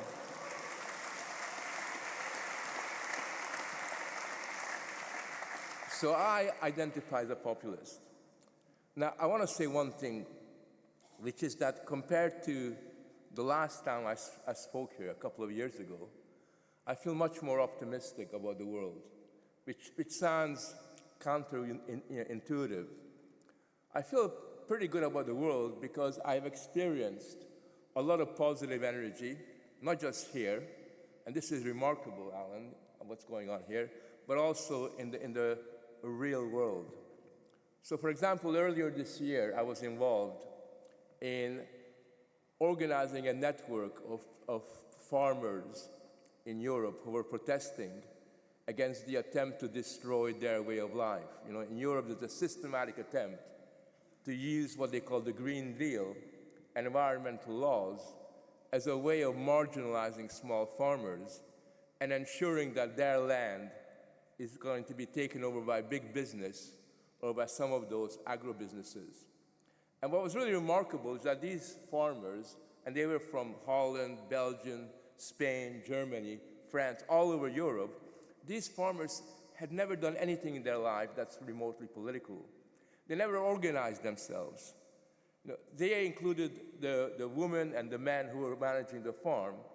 And suddenly, all these people who have never organized anything that's political, never imagined themselves as making an impact on public life, organized these massive demonstrations. They paralyzed Brussels. They let off sting bombs. You know, fortunately, in front of the Commission, the European Union Commission, there was cow dung in large piles, which I thought was a remarkably astute gesture, given what the EU Commission is like. And because of their activity, because people could see that they were gaining momentum, a lot of concessions were made to them. Not enough, but a lot of concessions were made to them. I mean, you talk to the same farmers who last year basically did very little that remotely to do with solidarity. The same people today remarkably see themselves as political activists, as individuals who aren't simply the objects of history, but their subjects. And to me, that kind of experience where suddenly, almost overnight, ordinary people end up doing remarkable things tells us that it doesn't take very much to begin to gain momentum, to begin to realize that change is possible. And the more we look around us throughout Europe, we find that a growing number of people, especially young people, who in the past used to support the woke movements, are suddenly moving in a very different direction. And it's really great to see. I've been to parties and these discos that they organized, or raves as they call them, and you see all these kids politically enjoying each other, being with each other, and at the same time giving two fingers to the powers that be. And I think this is really an important development, especially because, as you know, the stakes are high. In Brussels, where I often work, people often ask me, is it really true what's happening in Britain? Is it really true that people are being censored in that kind of systematic way? Is it really true that our system of justice often has adopted, embraced this vengeful act of revenge against people that they don't like? They want to know, is it really true that the powers that be, that are political elites, are fairly systematically trampling on our rights and on our freedom? And when I tell them that actually it is true, and it's surprising because Britain has had a reputation for fighting for freedom throughout the centuries, but is now somehow run by people who think freedom is a dirty word, freedom is a far-right word. When I tell them that, then that's something that they actually feel as a problem for themselves.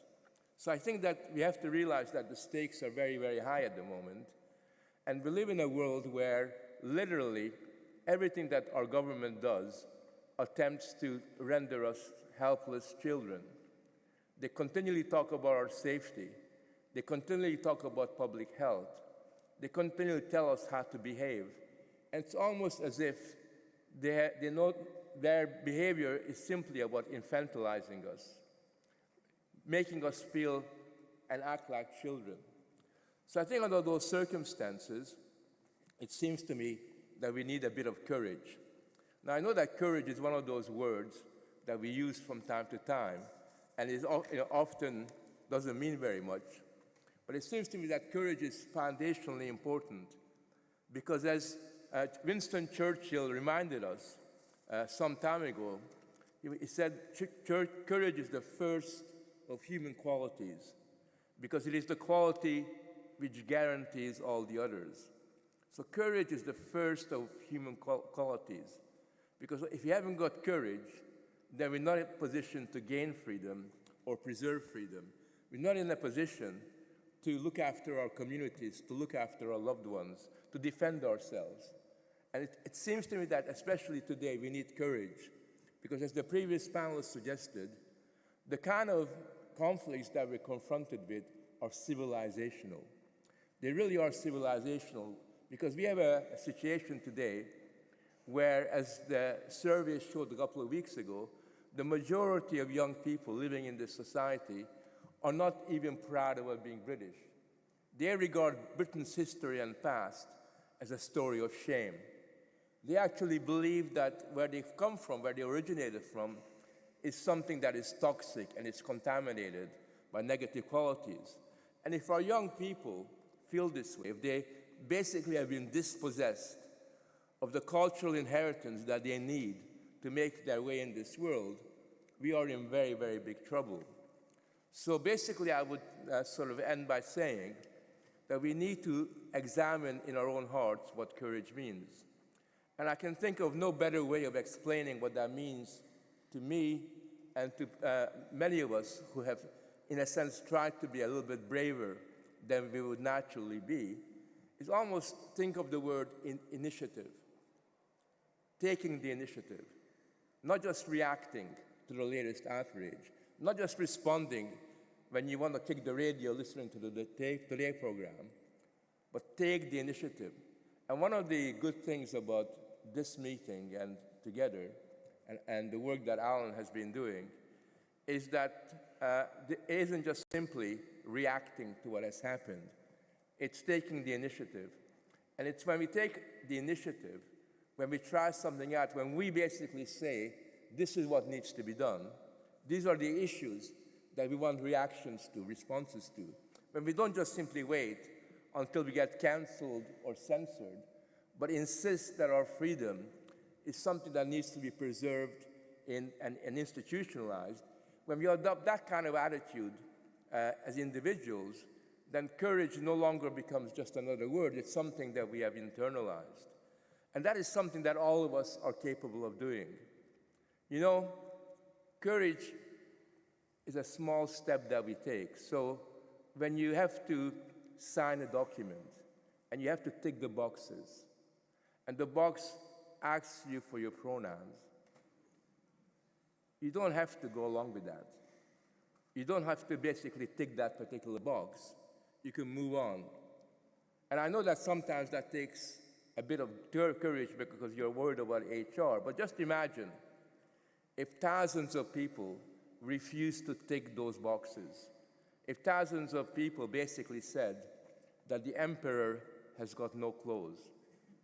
Because once people realize and say that the emperor has no clothes, then suddenly we realize that those individuals who appear so formidable and strong are actually empty, naked individuals. So go out and fight. We need everybody here to go out and fight and make sure that when we meet in the future, we would have had some really, really positive, exciting results under our belt. Thank you.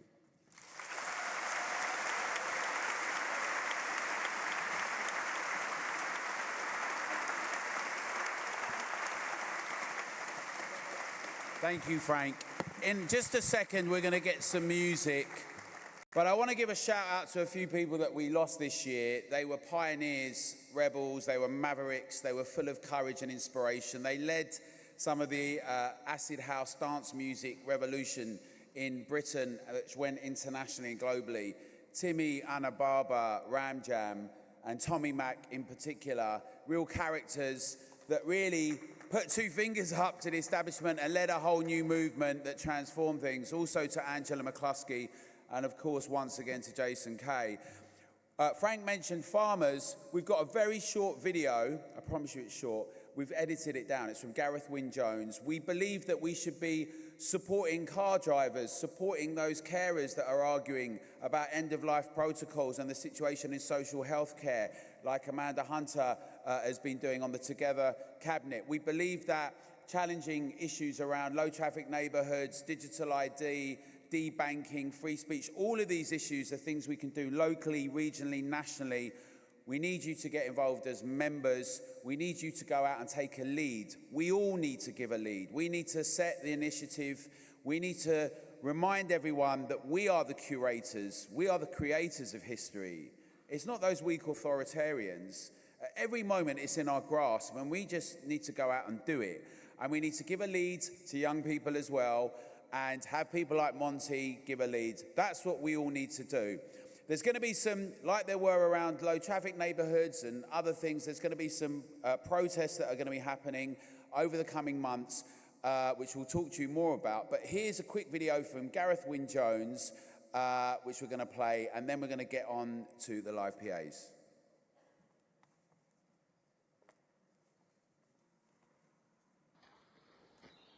Well,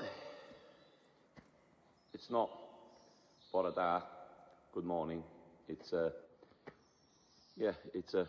not so good morning. The new Labour government bringing in inheritance tax on farms.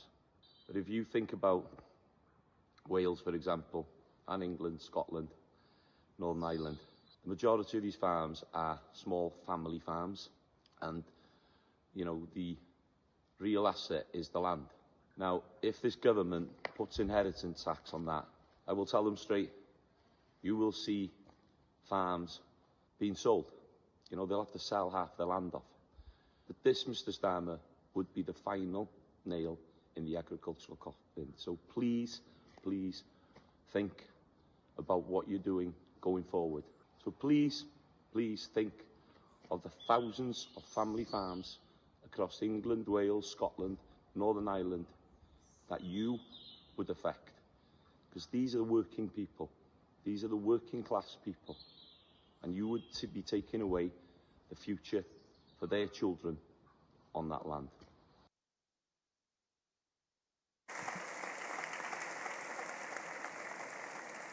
I started this, and I spoke this morning as well at another conference, at the Reform Conference in Birmingham, but about the courage of those that went before us, from the 20 BC and the poet Horace throughout the Greek Socrates, challenging deities, challenging things that are said you cannot challenge, right the way through to the modern period, throughout the 16th, 17th, 18th century, and right through to the suffragettes and civil rights movement and where we find ourselves now. We have a duty and a responsibility. I'm confident. We've had a really strong year. We've made a lot of gains, but a lot of the gains we've made, a lot of the wins are immediately going to be turned back by this government. And it's up to us to have that conscience that Frank talked about, to argue the cases as our panelists have spoken about, and to go out and be that change we want to see, and set up a group locally if you haven't got one.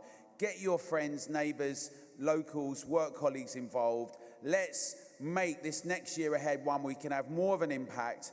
Let them all know, the elected representatives, we're on the path to keep them accountable, and that we're going to do it together. It's really essential that we do that. I want to thank all the speakers this evening. Really remarkable. What a great show all of them have done. Thank you. Thank you.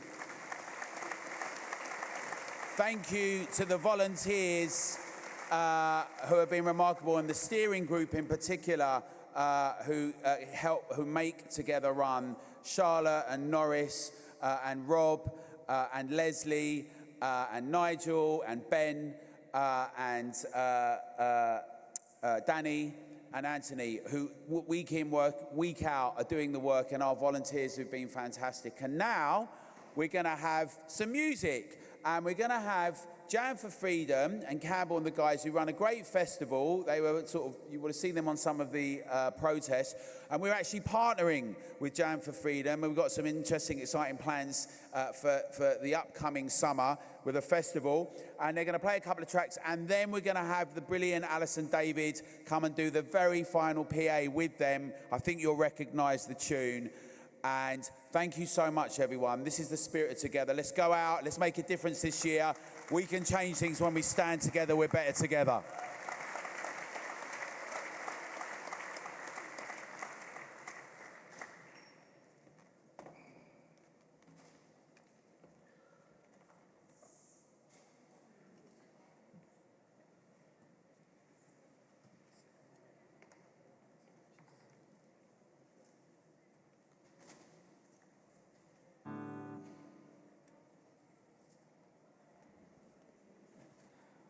Hello. Together Declaration, how you doing tonight? Well done all of you for coming out and supporting this fantastic initiative. Anyone in here been to some Jam for Freedom shows? Make some noise. Thank you so much. So a little bit about our story in the lockdowns. There were no touring bands, there was no jamming, so I created Jam for Freedom. And here we are today, a few years later. Just want to say a little shout out to my lovely girlfriend Betty and my baby Daisy at home. Can we all say hi, Betty and Daisy? One more time, hi, Betty and Daisy. And I met her at one of the gigs in Hyde Park. She's the love of my life. And we're going to send some love to you now tonight. Thank you so much. And Allison is going to join us for the whole thing, so it's another surprise. Thank you.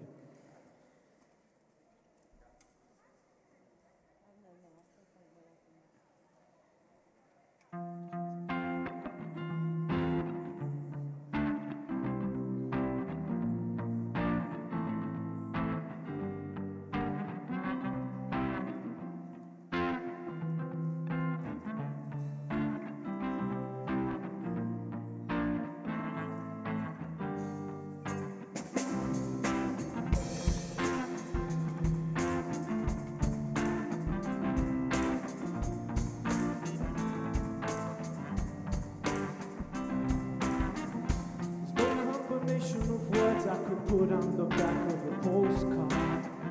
No song that I can sing, but I can try for your heart. My dreams made out of real things, like a shoebox of photographs with sepia-colored lining. Love is the answer to the most of the questions in my heart. Like why are we here, where do we go, and how come it's so hard? It's not always easy, and sometimes life can be deceiving. Some think we're so much better when we're together. Ooh, it's always better when we're together. Ooh, it's so much better when we're together. Ooh, it's so much better when we're together. Yeah, it's so much better when we're together.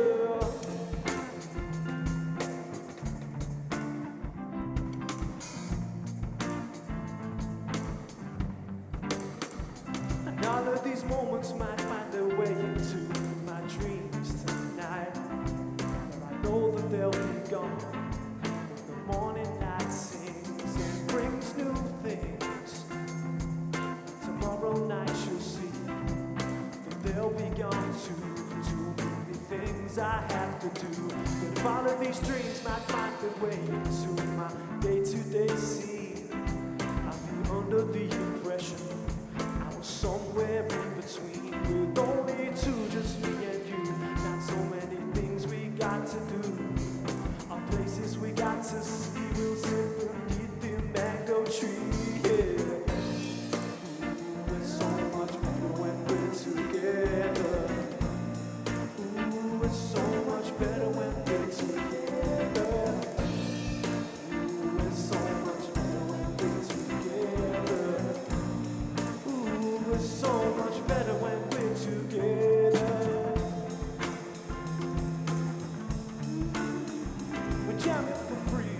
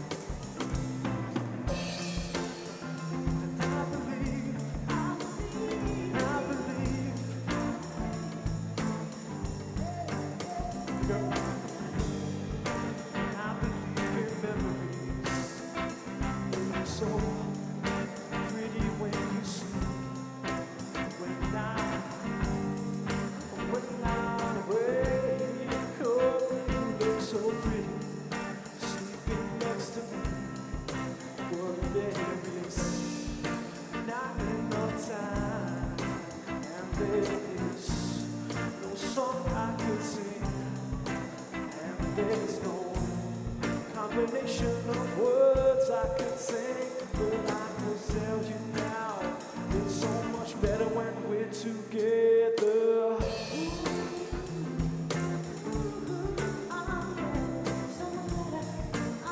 It's so much better when we're together.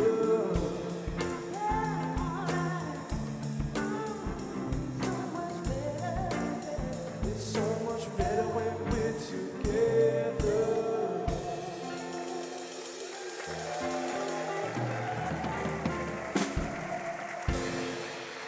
Thank you. Together.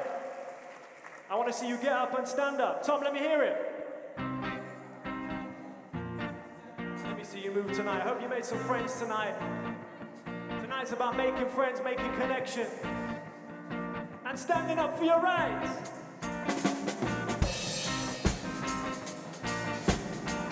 Sing it with me now. Get up, stand up. Stand up, fight your rights. Get up, stand up.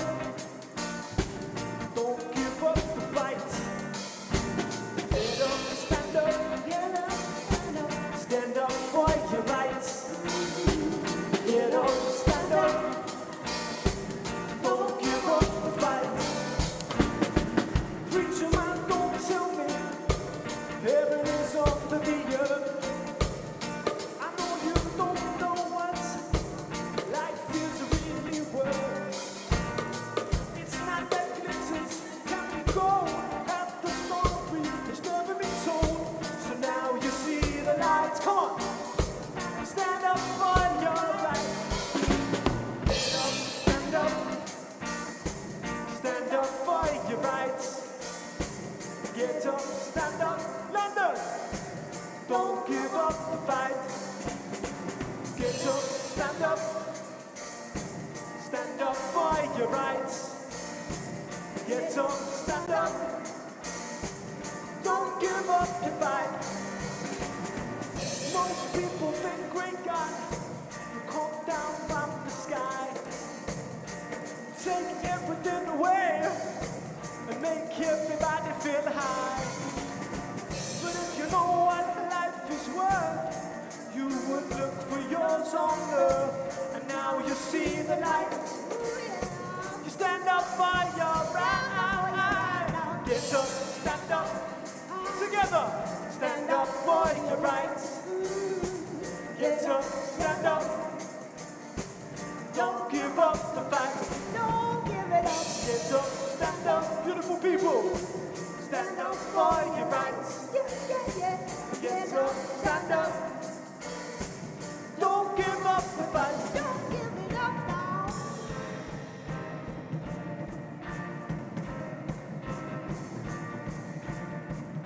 You know you can sing along, don't you?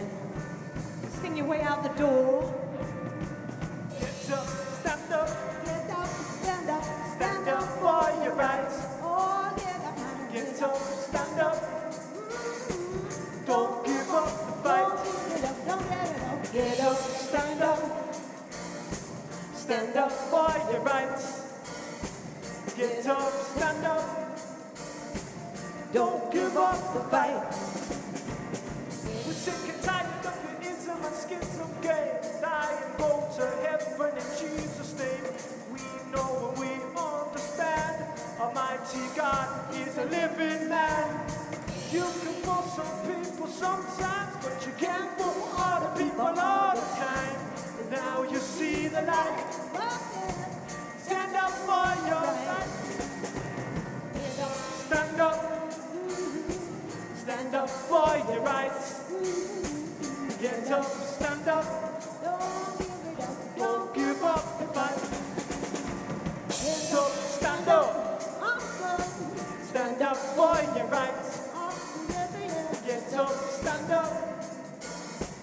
Don't give up the fight. Don't give up. No.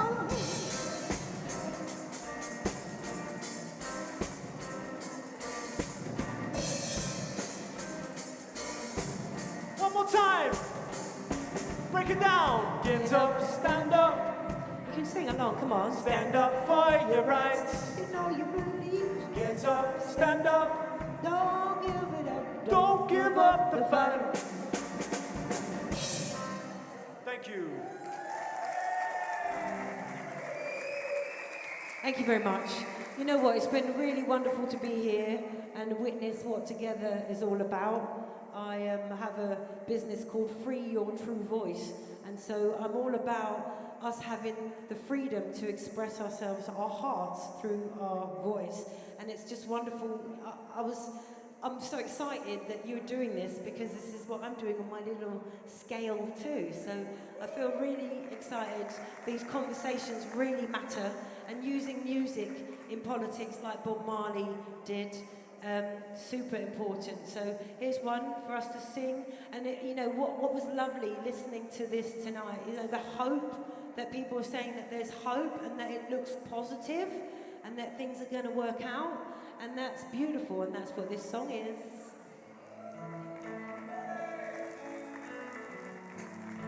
So you can sing it as well, right? Because worrying isn't useful. Practical action is useful, but worrying isn't. But if it triggers a practical action, don't worry about a thing. Because every little thing is gonna be alright.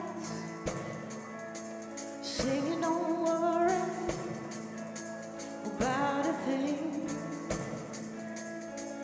Cause every little thing, that's it, dancing, gonna be alright. Rise up this morning, smile at the rising sun. 3 little birds, that's it, by my doorstep, singing sweet songs of melodies pure and true. Singing, this is my message to you. Ooh, ooh, that's it. Sing it with me. Singing, don't worry about a thing. No, no, no. 'Cause every little thing is gonna be alright. Singing, don't worry. No, don't you worry about a thing. No, 'cause every little thing is gonna be alright. Rise up this morning, smile at the rising sun. 3 little birds by my doorstep, singing sweet songs of melodies pure and true. I'm singing out, this is my message to you. Sing it with me. Singing, don't worry. Sing it. Last minute of this conference. Oh, don't worry about a thing. 'Cause every little thing is gonna be alright now. Singing, don't worry. Don't you worry now. Oh, don't you worry about nothing. Every little thing, oh yeah, it's gonna be alright. Yeah, it's gonna be. Singing, don't worry. There's no need to worry. Oh, everything can be fixed with a little bit of attention, a little bit less tension. Oh, don't worry now. Don't you worry about a thing, oh, 'cause every little thing is gonna be alright. It's gonna be alright. Oh, yeah, it's gonna be alright, yeah. Oh, it's gonna be alright. Oh, if we do it together, we can make it alright, yeah. Ooh, we don't need to worry about nothing, no, 'cause every little thing is gonna be alright. Yeah. Thank you. Well done, Alan. Wonderful. Thank you all. Together. Hashtag together. Thank you, Campbell. I believe that's John. all we've got time for tonight. Am I right? I don't know if I'm right. Maybe we could do one more. Okay. One for the wild people. You might know this as well, Allison. If you know it, come and join in. Beautiful people.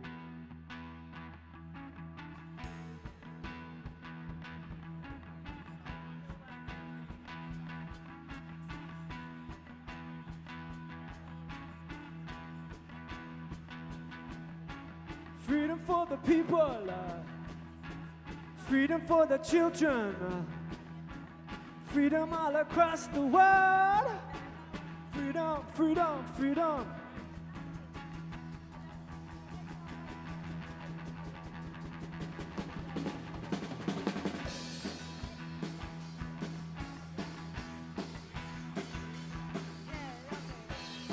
You're gonna rock and roll tonight with us together? Get your motor running, head out on the highway, looking for adventure, and whatever comes our way. Yeah, darling, gonna make it happen. Get the world in a love embrace, fire all of your guns at once, and explode into space. I like smoking lightning, heavy metal thunder, moving with the wind, and the feeling that I'm under. Yeah, darling, gonna make it happen. Get the world in a love embrace, fire all of your guns at once, and explode into space.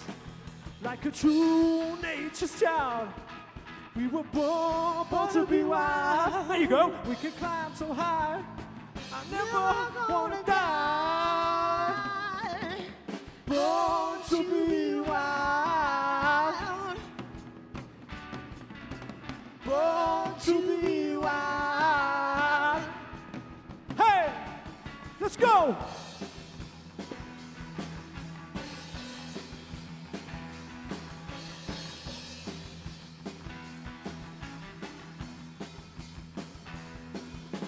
Get your motor running, head out on the highway, looking for adventure, and whatever comes our way. Yeah, darling, gonna make it happen. Get the world in a love embrace, fire all of your guns at once, and explode into space. Like a true nature's child, we were born to be wild. We can climb so high, I never wanna die. Come on stage. Born to be wild. Let me hear you together sing it now for me. Born to be wild. One more time, louder now. Come on, one more time. Born to be wild. Come on, one more time, one more time. I'll help you. Born to be wild. Hey!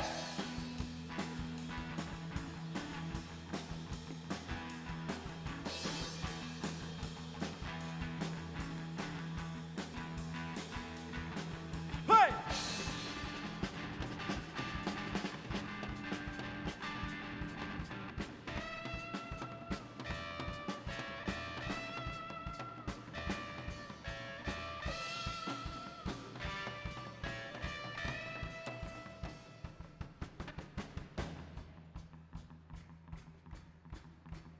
Let me hear you clap along. Allison, can you show these ladies and gentlemen how to clap along? All right. You should be on stage with me. What are you doing down there? I got a train to catch. Clap, clap, clap, clap. She's behind That's you. it, people. That's it. You can put your arms in the air and Here clap. we go. That's it. You can do it. Woo, woo. Beautiful. Woo, woo, woo, woo. Bring that energy.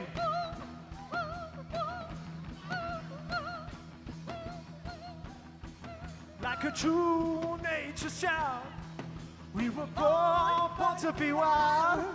We can climb so high, I never wanna die. Together, let me hear you sing. Born to be wild. That's right, people. Born to be wild. Hey! Born to be wild. Born to be wild. Hey, hey. Hey.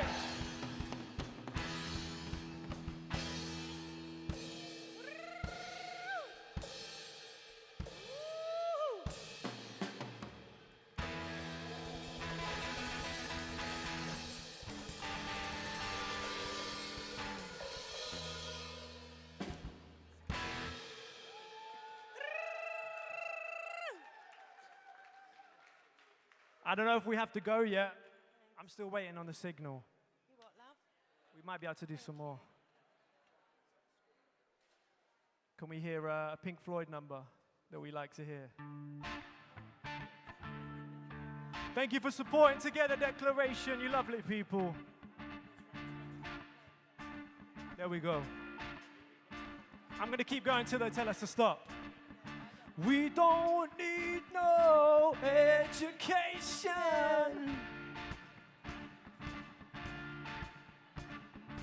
We don't need no thought control. Beautiful people. No dark sarcasm in the classroom. Looks like this is our last song, guys. Let me hear you dance to this. Teachers, leave those kids alone. Beautiful people.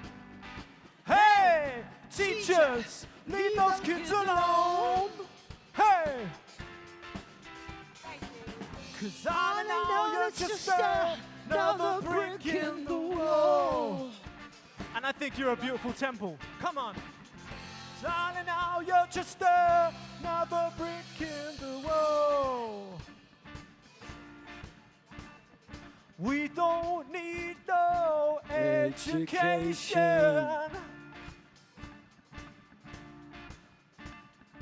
We don't need no thought control. No dark sarcasm in the classroom. Teachers, leave those kids alone. Come on! Hey, teachers, leave those kids alone. 'Cause I know you're just another brick in the wall. But I think you're a beautiful temple. Come on. But I know you're just another brick in the wall. Let's funk it out now.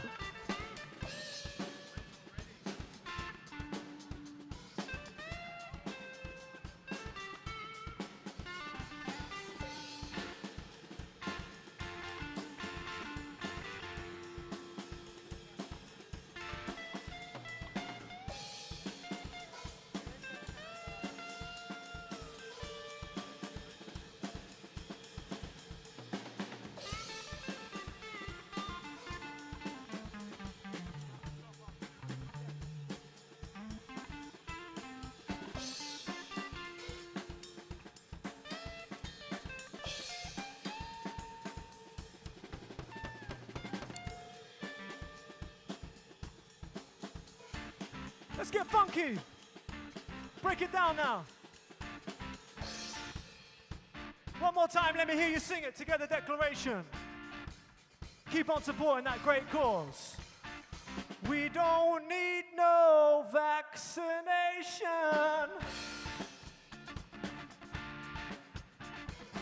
We don't need no thought control. No thought sarcasm in the classroom. Teachers, leave those kids alone.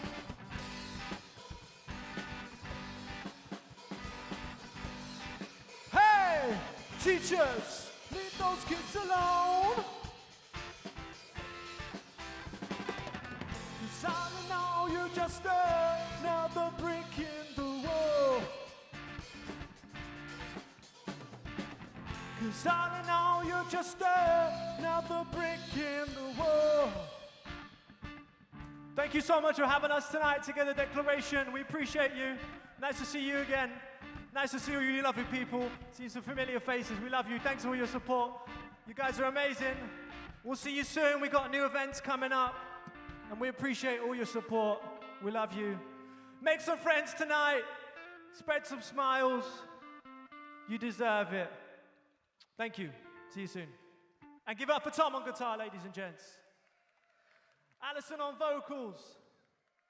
Allison, come on, get some applause. And my name's Campbell. Thanks for joining in. We appreciate you. Thank you so much.